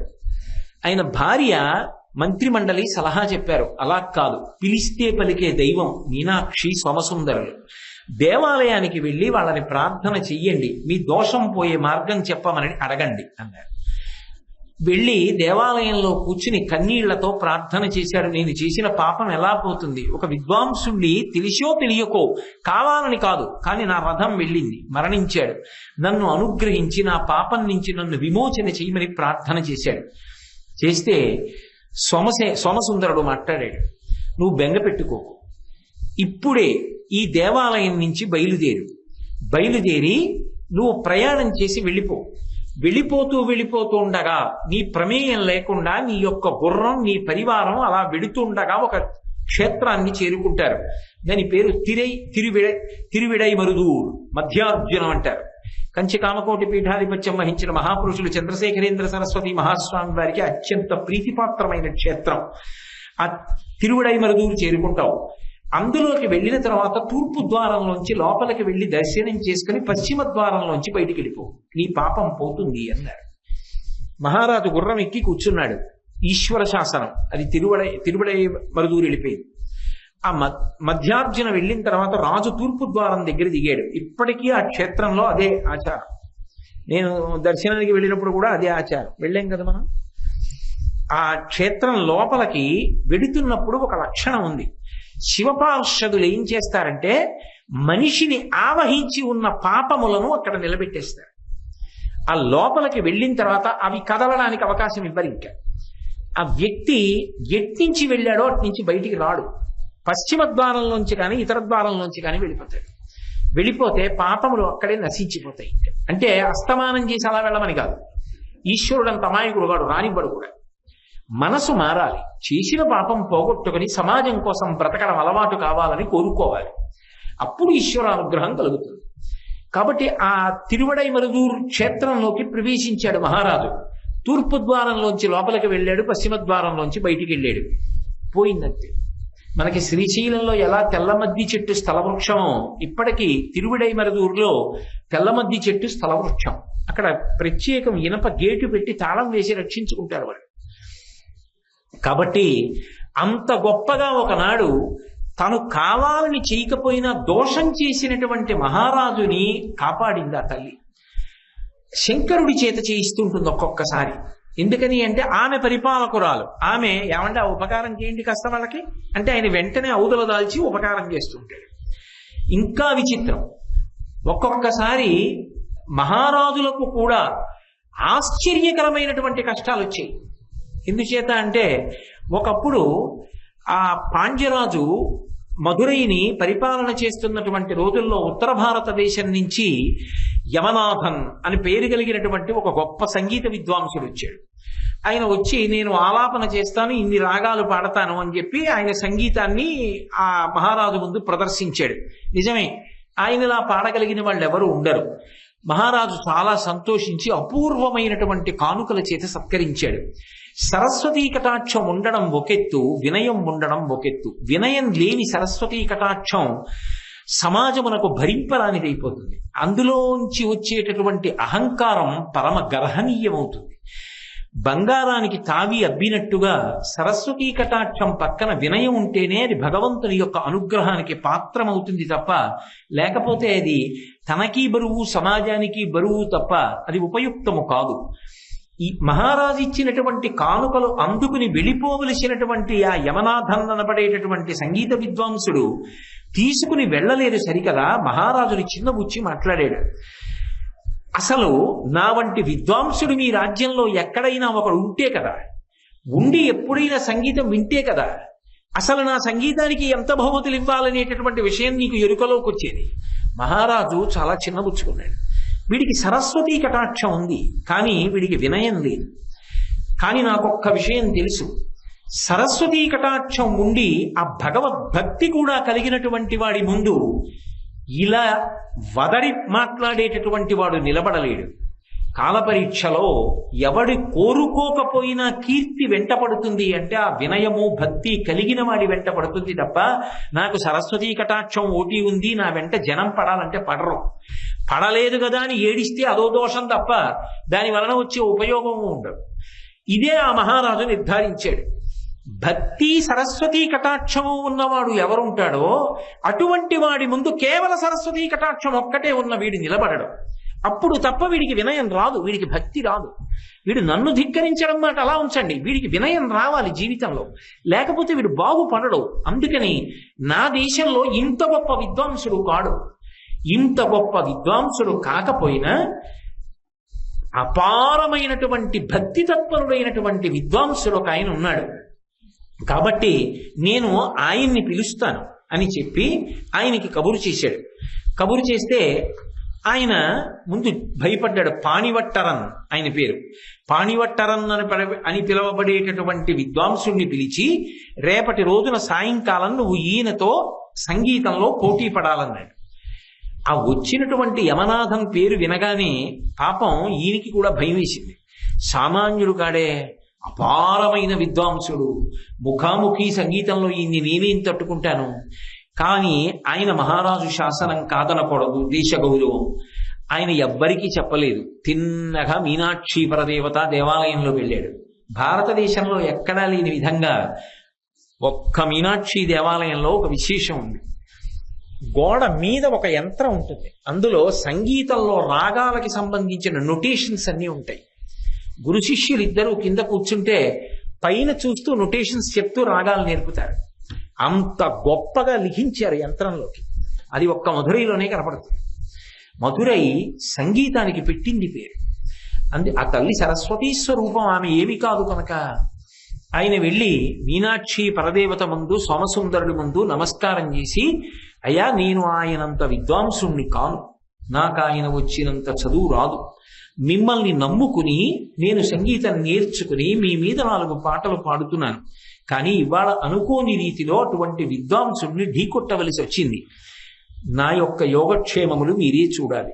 నేను గెలిచి దేశం యొక్క గెలుపుగా మారి దేశం యొక్క వైభవం మీరు నిలబెట్టాలి. యథార్థమునకు నేను ఆయనంత విద్వాంసుణ్ణి కాను, కానీ నన్ను మీరు నిలబెట్టాలని అడిగాడు తప్ప ఆయన అహంకారం గురించి ఆయన మాట్లాడలేదు. అది ఆయన వినయం. వెళ్ళిపోయాడు ఇంటికి. రేపు పొద్దున్న పరీక్ష. ఆ రోజు సాయంకాలం ఈ యమనాథన్ అనబడేటటువంటి విద్వాంసుడు మహారాజు ఇచ్చినటువంటి ఒక విడిది గృహంలో ఉన్నాడు. ఒక కట్టెలు కొట్టుకుని వెళ్ళిపోతున్నటువంటి ఒక సామాన్యమైనటువంటి వ్యక్తి ఆయన ఉన్నటువంటి ఇంటి అరుగు మీద ఆ కట్టెల మోపు దింపి తలపాగా విప్పి దులిపి కాసేపు ప్రశాంతపడడానికి ముఖం తుడుచుకుని చేతులు తుడుచుకుని అరుగు మీద కూర్చుని ఓ రాగం పాడడం మొదలుపెట్టాడు. లోపల ఉన్నటువంటి యమనాథన్ విన్నాడు. అబ్బా, అద్భుతంగా ఉంది ఈ రాగం, ఏదో అసలు ఎప్పుడు వినలేదే, అసలు ఆ కీర్తన ఏమిటి అంత గొప్పగా ఉంది, రాగం ఏమిటి అంత గొప్పగా ఉంది అని బయటికి వచ్చాడు. బయటికి వచ్చి విన్నాడు. ఆయన ఏదో కొద్దిగా పాడి వదిలిపెట్టేశాడు. ఏమయ్యా నువ్వు పాడిన రాగం ఏమిటి, ఆ కీర్తన ఏమిటి, ఎక్కడిది, నీ గురువు ఎవరు, ఎలా నేర్చుకున్నావు అన్నాడు. ఆయన అన్నాడు, నేను పాణిపట్టరం యొక్క శిష్యుణ్ణి. శిష్యుణ్ణి అని చెప్పడం కన్నా అర్హత పోయిన శిష్యుణ్ణి అని చెప్పడమే ఉచితం. ఎందుకని అంటే ఆయన దగ్గర సంగీతం నేర్చుకుందామని వెళ్ళాను. పాపం మా గురువు గారి తప్పు లేదు. రాత్రింబవళ్ళు కష్టపడి పాఠం చెప్పారు. కానీ నాకు అసలు కంఠం విప్పి పాఠం రాలేదు. ఆయన ప్రయత్నించి ప్రయత్నించి ప్రయత్నించి, ఒరే మిగిలిన శిష్యుల్లా నువ్వు పాడలేకపోతున్నావు, నీ జన్మ పాడడానికి పుట్టలేదురా, కాబట్టి బెంగ పెట్టుకోకు, నీ శరీర పోషణకి వేరు వృత్తి ఎంచుకో అని పంపించేశారు. మా గురువు గారు పాపం నా ఆర్తి చూసి పాట నేర్పాలని కొన్ని నెలలు పరిశ్రమిస్తే నాకు ఇదిగో ఈ పాటి సంగీతం వచ్చింది. మా గురువు గారి దగ్గర నిజంగా శిష్యులు అనిపించుకున్న వాళ్ళు, శిష్యుల్లో ఉద్దండులు అనిపించుకున్న వాళ్ళు, ఆ శిష్యులకు పాఠం చెప్పే మా గురువు గారు వీణ పట్టుకు పాడుతుంటే సరస్వతి పాడుతున్నట్టుంటుంది. నేను పాడితేనే మీకు ఇలా ఉందే అని ఆ కట్టెల మోపు తల మీద పెట్టుకుని వెళ్ళిపోయాడు. లోపల ఉన్న యమనాథన్ ఆలోచించాడు, అసలు పాణిపట్టరం దగ్గర సంగీతం నేర్చుకోవడానికి పనికి రాకుండా పోయి కట్టెలు కొట్టుకుని అమ్ముకుని శరీరాన్ని పోషించుకుంటున్నటువంటి ఒక వ్యక్తి పాడినటువంటి రాగంలోని ఆలాపన ఇలా ఉంటే, ఇంకా శిష్యులతో వచ్చి రేపు పొద్దున్న రాజ్యసభలో కూర్చొని ఆయన పాట పాడితే నా బ్రతుకు ఏమైపోతుంది? నేనేం పాడతాను? అసలు పాడడం కాదు, ఆయన పాట వింటూ అలా ఉండిపోతాను. ఎందుకు వచ్చిన గొడవ రేపు తెల్లవారే వరకు ఈ ఊళ్ళో ఉంటుందని మోటా ముల్లే సర్దుకుని ఎవరు గుర్తుపట్టకుండా తలపాకా చుట్టుకుని రాత్రి మధురై విడిచిపెట్టి వెళ్ళిపోయాడు. మరునాడు పొద్దున్న మామూలుగా పాణిపట్టరం సభకి వెళ్ళాడు. కబురు చేయండి, విడిది నుంచి గౌరవంగా తీసుకురండి అన్నారు. ఏడి రాత్రికి రాత్రి మూట సర్ది వెళ్ళిపోయాడు అన్నారు. సుందరేశ్వరుడి యొక్క లీల, మీనాక్షి పరదేవత యొక్క లీల సర్వాభీష్ట వరప్రదాం. దేశం యొక్క కీర్తిని కాపాడిందా? వినయం ఎక్కడుంటుందో అక్కడ నేనున్నాను సుమా, నేను కాపాడుతాను సుమా, బెంగ పెట్టుకోకండి అని ఆ తల్లి సర్వకాలముల యందు సర్వ దేశముల యందు అందరికీ కూడా అభయం ఇవ్వడానికి సిద్ధంగా ఉందా? అందుకు మూకశంకరులు అంటారు మూకపంచశతిలో, హేరంబేచ గుహీచ హర్షభరితం వాత్సల్యమంకూరయన్ మారద్రోహిణి పూరుషే సహభువం ప్రేమాంకురం వ్యంజయన్ ఆనమ్రేషు జనీషు పూర్ణ కరుణా వైదగ్ధ్యముక్తాలయ కామాక్షి స్మితమంజరీ తవ కథం కారం మయా కథ్యతే అంటారు. అమ్మా నీకు భర్త ఉన్నాడు, ఆయనంటే అపారమైన ప్రేమ. మారద్రోహిణి పురుషే సహభువం, అందరికీ భర్తలుంటారు. కానీ మీ ఆయన కాముణ్ణి కాల్చిన వాడిని తీసుకొచ్చి భర్తగా కూర్చోబెట్టుకున్నావు. అందరిలా కామ ఉన్న పురుషుడు కాడు మా ఆయన, కాముణ్ణి కాల్చినవాడు, నా తపస్సుకి మెచ్చి భర్త అయ్యాడు అని నువ్వు పొంగిపోతుంటావు మీ ఆయన్ని చూసుకుని. అటువంటి భర్త కాముణ్ణి కాల్చాడు, కాలుణ్ణి చంపాడు. అటువంటి వాడు లోకంలో ఇంకెక్కడున్నాడు? అంత గొప్ప భర్త. హేరంబేచ, పెద్ద కొడుకు విఘ్నేశ్వరుడు చూస్తే ఆదో పూజ్యో గణాధిప, మహానుభావుడు, ఎప్పుడూ తండ్రి పక్కన ఉంటాడు, హేరంబుడిని పేరు. కాబట్టి తల్లి కొడుకుని కన్నప్పుడు ఏం కోరుకుంటుంది? తండ్రి గారి పక్కన ఉండి ఆసరా కావాలి అని కోరుకుంటుంది. ఆసరాయి ఎప్పుడూ తండ్రి పక్కన ఉన్నాడు. ఆయనకి చేయడానికి ఏమీ లేదు. గుహేచ, రెండవ వాడు గుహుడు. గుహుడు అంటే ఆత్మగుహ, మహాజ్ఞాని, సుబ్రహ్మణ్యుడు, జ్యోతిస్వరూపంగా ఉంటాడు. నువ్వు ఆదిశక్తివి. కానీ అమ్మా లోకంలో ఏ స్త్రీకైనా అంత శక్తి ఉంటే ఏమనిపిస్తుంది? మా ఆయనకి ఏమైనా చేసి పెడదామని ఉంటుంది. మీ ఆయనకి ఏమైనా చేసి పెట్టడానికి ఆయనకి ఏం కావాలమ్మా? నీకన్నా శక్తివంతుడు ఆయన. పోనీ పెద్ద అబ్బాయికి ఏమైనా చేసి పెడతామంటే ఎందులో వెనకపడ్డాడని చేసి పెడతావు? అన్నీ వచ్చు, సమస్త విద్యలకు ఆలవాలం సిద్ధి బుద్ధి ఆయన భార్యలు. పోనీ చిన్న కొడుక్కి ఏమైనా చేద్దామంటే సాక్షాత్తు జ్ఞానస్వరూపం, ఆయనకేం చేయాలి? అమ్మా నీ దగ్గర చూస్తే బోలెడంత శక్తి ఉంది. పోయి ఇంట్లో వాళ్ళకి ఏమైనా చేద్దామంటే భర్తకి అక్కర్లేదు, పిల్లలకి అక్కర్లేదు, వాళ్ళు అంత గొప్ప వాళ్ళు అయిపోయారు, నీకు తృప్తి. మరి ఏం చేస్తావు అంటే ఎవడైనా వచ్చి ఇలా అని అమ్మా నాకు కావాలనేవాడు ఉంటాడేమో వాడికి ఇచ్చేద్దామని చూస్తున్నావు. ఆనమ్రేషు జనేషు పూర్ణ కరుణా వైదగ్ధ్యముక్తాలయ, ఇలా అంటే చాలమ్మా నీ దగ్గరికి వచ్చి సర్వాభీష్టవరప్రదాం, వాళ్ళ కోరికలు తీర్చడానికి సిద్ధంగా ఉంటావు. కాబట్టి ఆ అమ్మవారి యొక్క అనుగ్రహం అంత గొప్పగా ఉంటుందని నేను ఏదో అక్కడక్కడ మధురై చరిత్రలోంచి కొన్ని సందర్భాలని మీకు మనవి చేస్తున్నా. ఎందుకంటే ఆవిడ మీనాక్షి పరదేవతగా ఆవిడ సోమసుందరుడు కలిసి ఎంతమంది భక్తులకు ఎన్ని కోరికలు తీర్చారో ఆ మధురై చరిత్ర చదువుతుంటే, ఆ భక్త విలాసాలు చదువుతుంటే ఆశ్చర్యంగా ఉంటుంది. కాబట్టి అటువంటి తల్లి కనుక సర్వాభీష్ట బలప్రదాం గిరిసుతాం. అమ్మా, నువ్వు కూతురై వస్తే నిజంగా అవతలవాడి ఘనత వల్ల కూతురిగా నిన్ను కన్నాడా? అవతలవాడికి కూతురయ్యి వచ్చి ఘనత పెంచావా? ఘనత పెంచావు. ఎందుకని అంటే లోకంలో చూడండి, ఆడపిల్లకి తండ్రి చాలా గొప్పవాడు అనుకోండి, లబ్ధప్రతిష్ఠుడు, ఖండాంతర కీర్తిని సముపార్జించిన వాడు అనుకోండి. నేనండి ఫలానా వారి అమ్మాయిని, ఫలానా ఆయన మా నాన్నగారే అని చెప్పుకుంటుంది. ఖండాంతరం వెళ్ళిపోయినా కూడా నేను ఫలానా వారి అమ్మాయిని అని చెప్తుంది. ఎందుకని? తండ్రి అంత కీర్తి సంపాదించాడు కాబట్టి. ఆయన కుమార్తెను అని చెప్పుకోవడంలో ఆ పిల్లకు సంతోషం ఉంటుంది. కానీ అమ్మ, నువ్వు కూతురుగా వస్తే ఫలానా వారి కూతురునని నువ్వు చెప్పుకోవడం కాదు, ఆవిడ్ని కూతురుగా పొందాడని వాడి జన్మ సార్థక్యం అయిపోయి చరిత్రలో మిగిలిపోతాడు. కాబట్టి గిరిసుతాం, హిమగిరికి కూతురై నువ్వు తండ్రి పేరు చెప్పుకున్నావా? ఆమె నా కూతురై నా జన్మ తరించిందని హిమవంతుడు చెప్పుకున్నాడా? హిమవంతుడు చెప్పుకున్నాడు. నాకు కూతురై వచ్చింది అని హైమవతి అని పేరు పెట్టి, నా పేరు ఆ పేరులో కలిసింది, నా కుమార్తె అయింది అని పరవశించిపోయాడు. కాబట్టి గిరులలోన నొక్క గిరినైన నా పేరు వెలయ చేసి తిట్లు ఇందువదన, నీకు తండ్రినైతే నాకింత చాలదే, ఇది మహాద్భుతంబు ఇందువదన అంటాడు వీరభద్ర విజయంలో పోతన గారి హిమవంతుడు. ఆ హిమవంతుడు ఆ పార్వతీదేవిని చూసుకుని పొంగిపోయి, అమ్మా, నువ్వు నాకు కూతురయ్యావు తప్ప నేను నిజంగా నీకు తండ్రిని అవుతానా? సాధ్యమా అమ్మా నిన్ను కూతురుగా పొందడం? అనుగ్రహించావు, నీకు కూతురుగా వస్తానులేరా అన్నావు. వస్తే ఏమైంది అంటే, కరాగ్రీణ స్పృష్టం దుర్హిణగిరినా అని శంకరాచార్యులు వారి సౌందర్యలహరిలో అన్నట్టుగా, లోకంలో అందరూ అన్నపూర్ణమ్మ దగ్గరికి వెళ్ళి భిక్షాందేహి కృపావలంబనకరి మాతా అన్నపూర్ణేశ్వరి అంటారమ్మా, అన్నం పెట్టమ్మా అంటారు. ఇప్పుడు హిమవంతుడు తండ్రి అయితే ఏం చేశాడు? ఆవిడ పార్వతీదేవిని తెలుసు, పర్వతరాజపుత్రి అయింది కాబట్టి పార్వతి. ఇప్పుడు ఆయన పేరు ప్రకాశిస్తోంది. ఏం చేశాడు? ఇలా గడ్డం పుచ్చుకొని, అమ్మ నా తల్లి కదూ, నా కన్న కదూ, నా బుజ్జి కదూ, అన్నం తిను, లేకపోతే బొజ్జలో ఆకలేదు, తినమ్మా, అమ్మ మాట వినమ్మా అని బుజ్జగించాడు.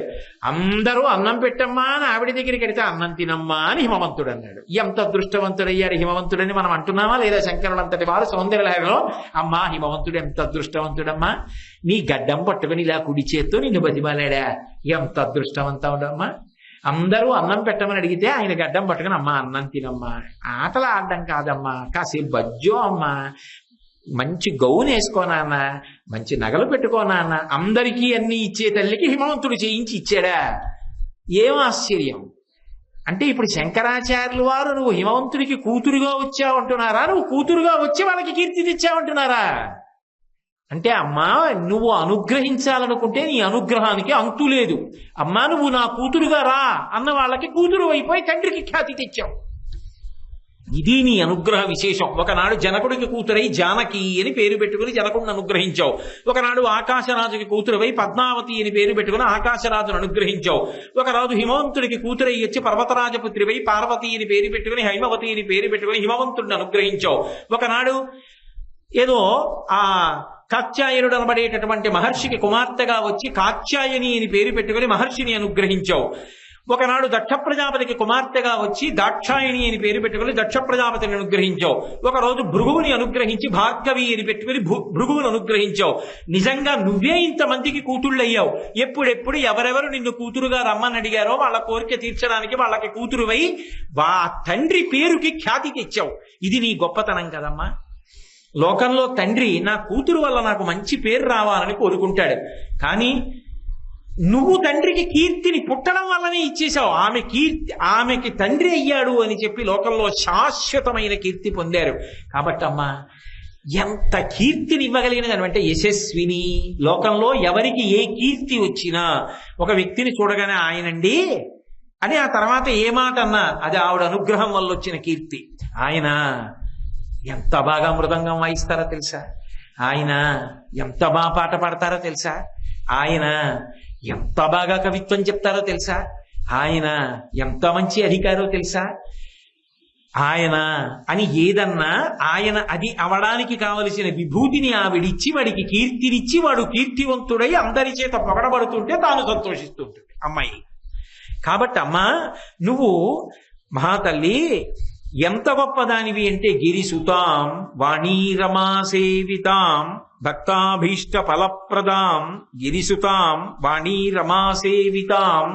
ఆ తల్లి ఎప్పుడూ కూడా వాణి రమ ఇద్దరి చేత సేవింపబడుతూ ఉంటుంది. వాణి అంటే సరస్వతీదేవి, రమ అంటే లక్ష్మీదేవి. ఇద్దరూ కూడా పరబ్రహ్మస్వరూపం కనుక ఆవిడ పక్కన నిలబడి వింజామరతో సేవ చేస్తూ ఉంటారు. వ్యాస భగవానుడు కూడా లలితా సహస్రనామ స్తోత్రం చేస్తున్నప్పుడు సచామర రమావాణి సవ్యదక్షిణ సేవిత అంటాడు. కుడి చేతి పక్కన సరస్వతీదేవి ఉంటుంది, ఎడం చేతి పక్కన లక్ష్మీదేవి ఉంటుంది. ఎడం చేతి పక్కన ఉన్న వాళ్ళకన్నా కుడి చేతి పక్కన ఉన్న వాళ్ళు ప్రధానులు అని గుర్తు. కుడి చేతి పక్కన సరస్వతీదేవిని ఎందుకు ఉంచుతారంటే సరస్వతీ కటాక్షం లేని లక్ష్మీ కటాక్షం భయహేతు, పతనహేతు. బోలెడు డబ్బు ఉంది, దేనికి ఖర్చు పెట్టాలో తెలియదు, తప్పుగా ఖర్చు పెట్టాడు అనుకోండి పాపం. పైగా ఎక్కడ సంతకం పెట్టాలన్నా భయం. సరస్వతీ కటాక్షం ఉందనుకోండి, లక్ష్మీ కటాక్షం లేకపోవడం ఉండదు. విద్వాన్ సర్వత్ర పూజ్యతి. ఆయన ఆఖరికి పలహారం పొట్లం తీసుకెళ్ళడం మర్చిపోయినా ఎక్కడికి వెళ్ళి కూర్చున్నా ఎవరో వచ్చి నమస్కారం పెట్టి 2 పళ్ళు ఇస్తారు. విద్వాంసుడికి దూరభూమి లేదు, అంతటా గౌరవింపబడతాడు. కాబట్టి సరస్వతీ కటాక్షం ఉంటే లక్ష్మీ కటాక్షం ఉండి తీరుతుంది. కాబట్టి ఆ ఇద్దరూ కూడా పక్కన నిలబడి వింజామరలు వేస్తూ ఉంటారు. ఆ మీనాక్షి పరదేవత పాదముల దగ్గర ఇలా వంగాడు అనుకోండి, వంగినప్పుడు ఇటువైపు నుంచి వేస్తున్న వింజామర యొక్క గాలి తగులుతుంది, ఇటుపక్క నుంచి లక్ష్మీదేవి వేస్తున్న వింజామర గాలి తగులుతుంది. అప్పుడు ఏమవుతుంది? సరస్వతీ కటాక్షము లక్ష్మీ కటాక్షము 2 వస్తాయి. ఎంత వస్తాయి అంటే మళ్ళీ శంకరాచార్యులు వారే సౌందర్యలహరిలో చెప్పారు, సరస్వత్యా లక్ష్మ్యా విధిహరి సపత్నో విహరతే రతేహ పాతివ్రత్యం శిథిలయతి రంయేన వపుషా చిరంజీవన్నేవ క్షపిత పశుపాశవ్యతికర పరానందాభిక్యం రసయతి రసం తద్భజనవాన్ అన్నారు. ఎంత సరస్వతీ కటాక్షం వస్తుందంటేట సరస్వతీదేవి భర్త అయిన బ్రహ్మగారు అనుకుంటాట, ఒరే అసలు నాకు కదా సరస్వతీదేవి భార్య, నాకు ఉండవలసిన కటాక్షం కన్నా వీడికి ఎక్కువ కటాక్షం ఉందే అని బ్రహ్మగారు అసూయపడేంత సరస్వతీ కటాక్షం వస్తుందిట. అదేమిటి లక్ష్మీదేవి కటాక్షం నాకుండవలసిన దానికన్నా వీడికి ఎక్కువ ఉందే అని విష్ణు అసూయపడవలసినంత లక్ష్మీ కటాక్షం వస్తుందిట. ఎంత ఉన్నా పగలు చూస్తే రాత్రి కల్లోకి వచ్చేంత భయంకరమైన రూపం అనుకోండి, ఉపయోగమే ఉంది. అలా కాకుండా రతీదేవి పాతివ్రత్యం శిథిలమయ్యేంత అందగాడవుతాట. అంటే లోకంలో అందగాడు అంటే మన్మధుడిని చెప్తారు. మన్మధుడి భార్య అయిన రతీదేవి ఆ పురుషుణ్ణి చూసి అబ్బమ్మా ఆయన కన్నా బాగున్నాడే అంటుందిట. అలా పరపురుషుణ్ణి పొగడ్డం మరి పాతివ్రత్యం శిథిలమైందిగా. అందుకని రతేహ పాతివ్రత్యం శిథిలయతి రంయేన వపుషా, అంత అందం వచ్చి చిరంజీవన్నేవ చాలా కాలం దీర్ఘాయుష్మంతుడై కొడుకులు మనవలు మునిమనవల్ని చూసి క్షపిత పశుపాశం వ్యతికర, అజ్ఞానం పోయి జ్ఞానం కలిగి నేను కేవలము జీవుడను కాను నేనే బ్రహ్మము అని తెలుసుకుని జీవబ్రహ్మైక్య స్థితిని పొంది ఆ జ్ఞానము వలన ఇక్కడే మోక్షాన్ని పొంది చిట్ట చివర శరీరం పడిపోయిన తరువాత వచ్చేటటువంటి మోక్షం విదేహ మోక్షం అంటారు. ఇక్కడ ఉండగానే ఆ జ్ఞానము చేత నేను శరీరము కాదు ఆత్మ అనేటటువంటి అద్వైతానుభూతిని పొందడం అనేటటువంటిది ఎందువల్ల వస్తుంది అంటే, అమ్మా త్వద్భజనవాన్, నీ యొక్క అనుగ్రహాన్ని ఎవడు పొందుతున్నాడో వాడు వాణీ రమాసేవితాం, సరస్వతీదేవి లక్ష్మీదేవుల చేత సేవింపబడేటటువంటి నీ యొక్క అనుగ్రహాన్ని పొందుతున్నాడు. కాబట్టి వాళ్ళ అనుగ్రహాన్ని కూడా పొంది ఈ లోకంలో ఎన్ని పొందాలో అన్ని పొంది చిట్ట చివర మోక్షాన్ని కూడా పొందుతున్నాడు. పునరావృత్తి రహిత శాశ్వత శివ సాయుధ్య స్థితిని పొందగలుగుతున్నాడు. ఇన్ని ఇవ్వగలిగినటువంటి క్రియాశక్తి స్వరూపానివి అమ్మా మీనాక్షి, నీది పరమాద్భుతమైనటువంటి స్వరూపమని శంకర భగవత్పాదులు ఈ శ్లోకం ద్వారా కీర్తించి ఆ అమ్మవారిని పరమ భక్తితో చూడగానే మురిసిపొమ్మని మనకందరికీ అందించినటువంటి వేరొక రత్నం. ఒక్కసారి ఇవాళ పూర్తి చేసిన శ్లోకాన్ని మళ్ళీ అందాం.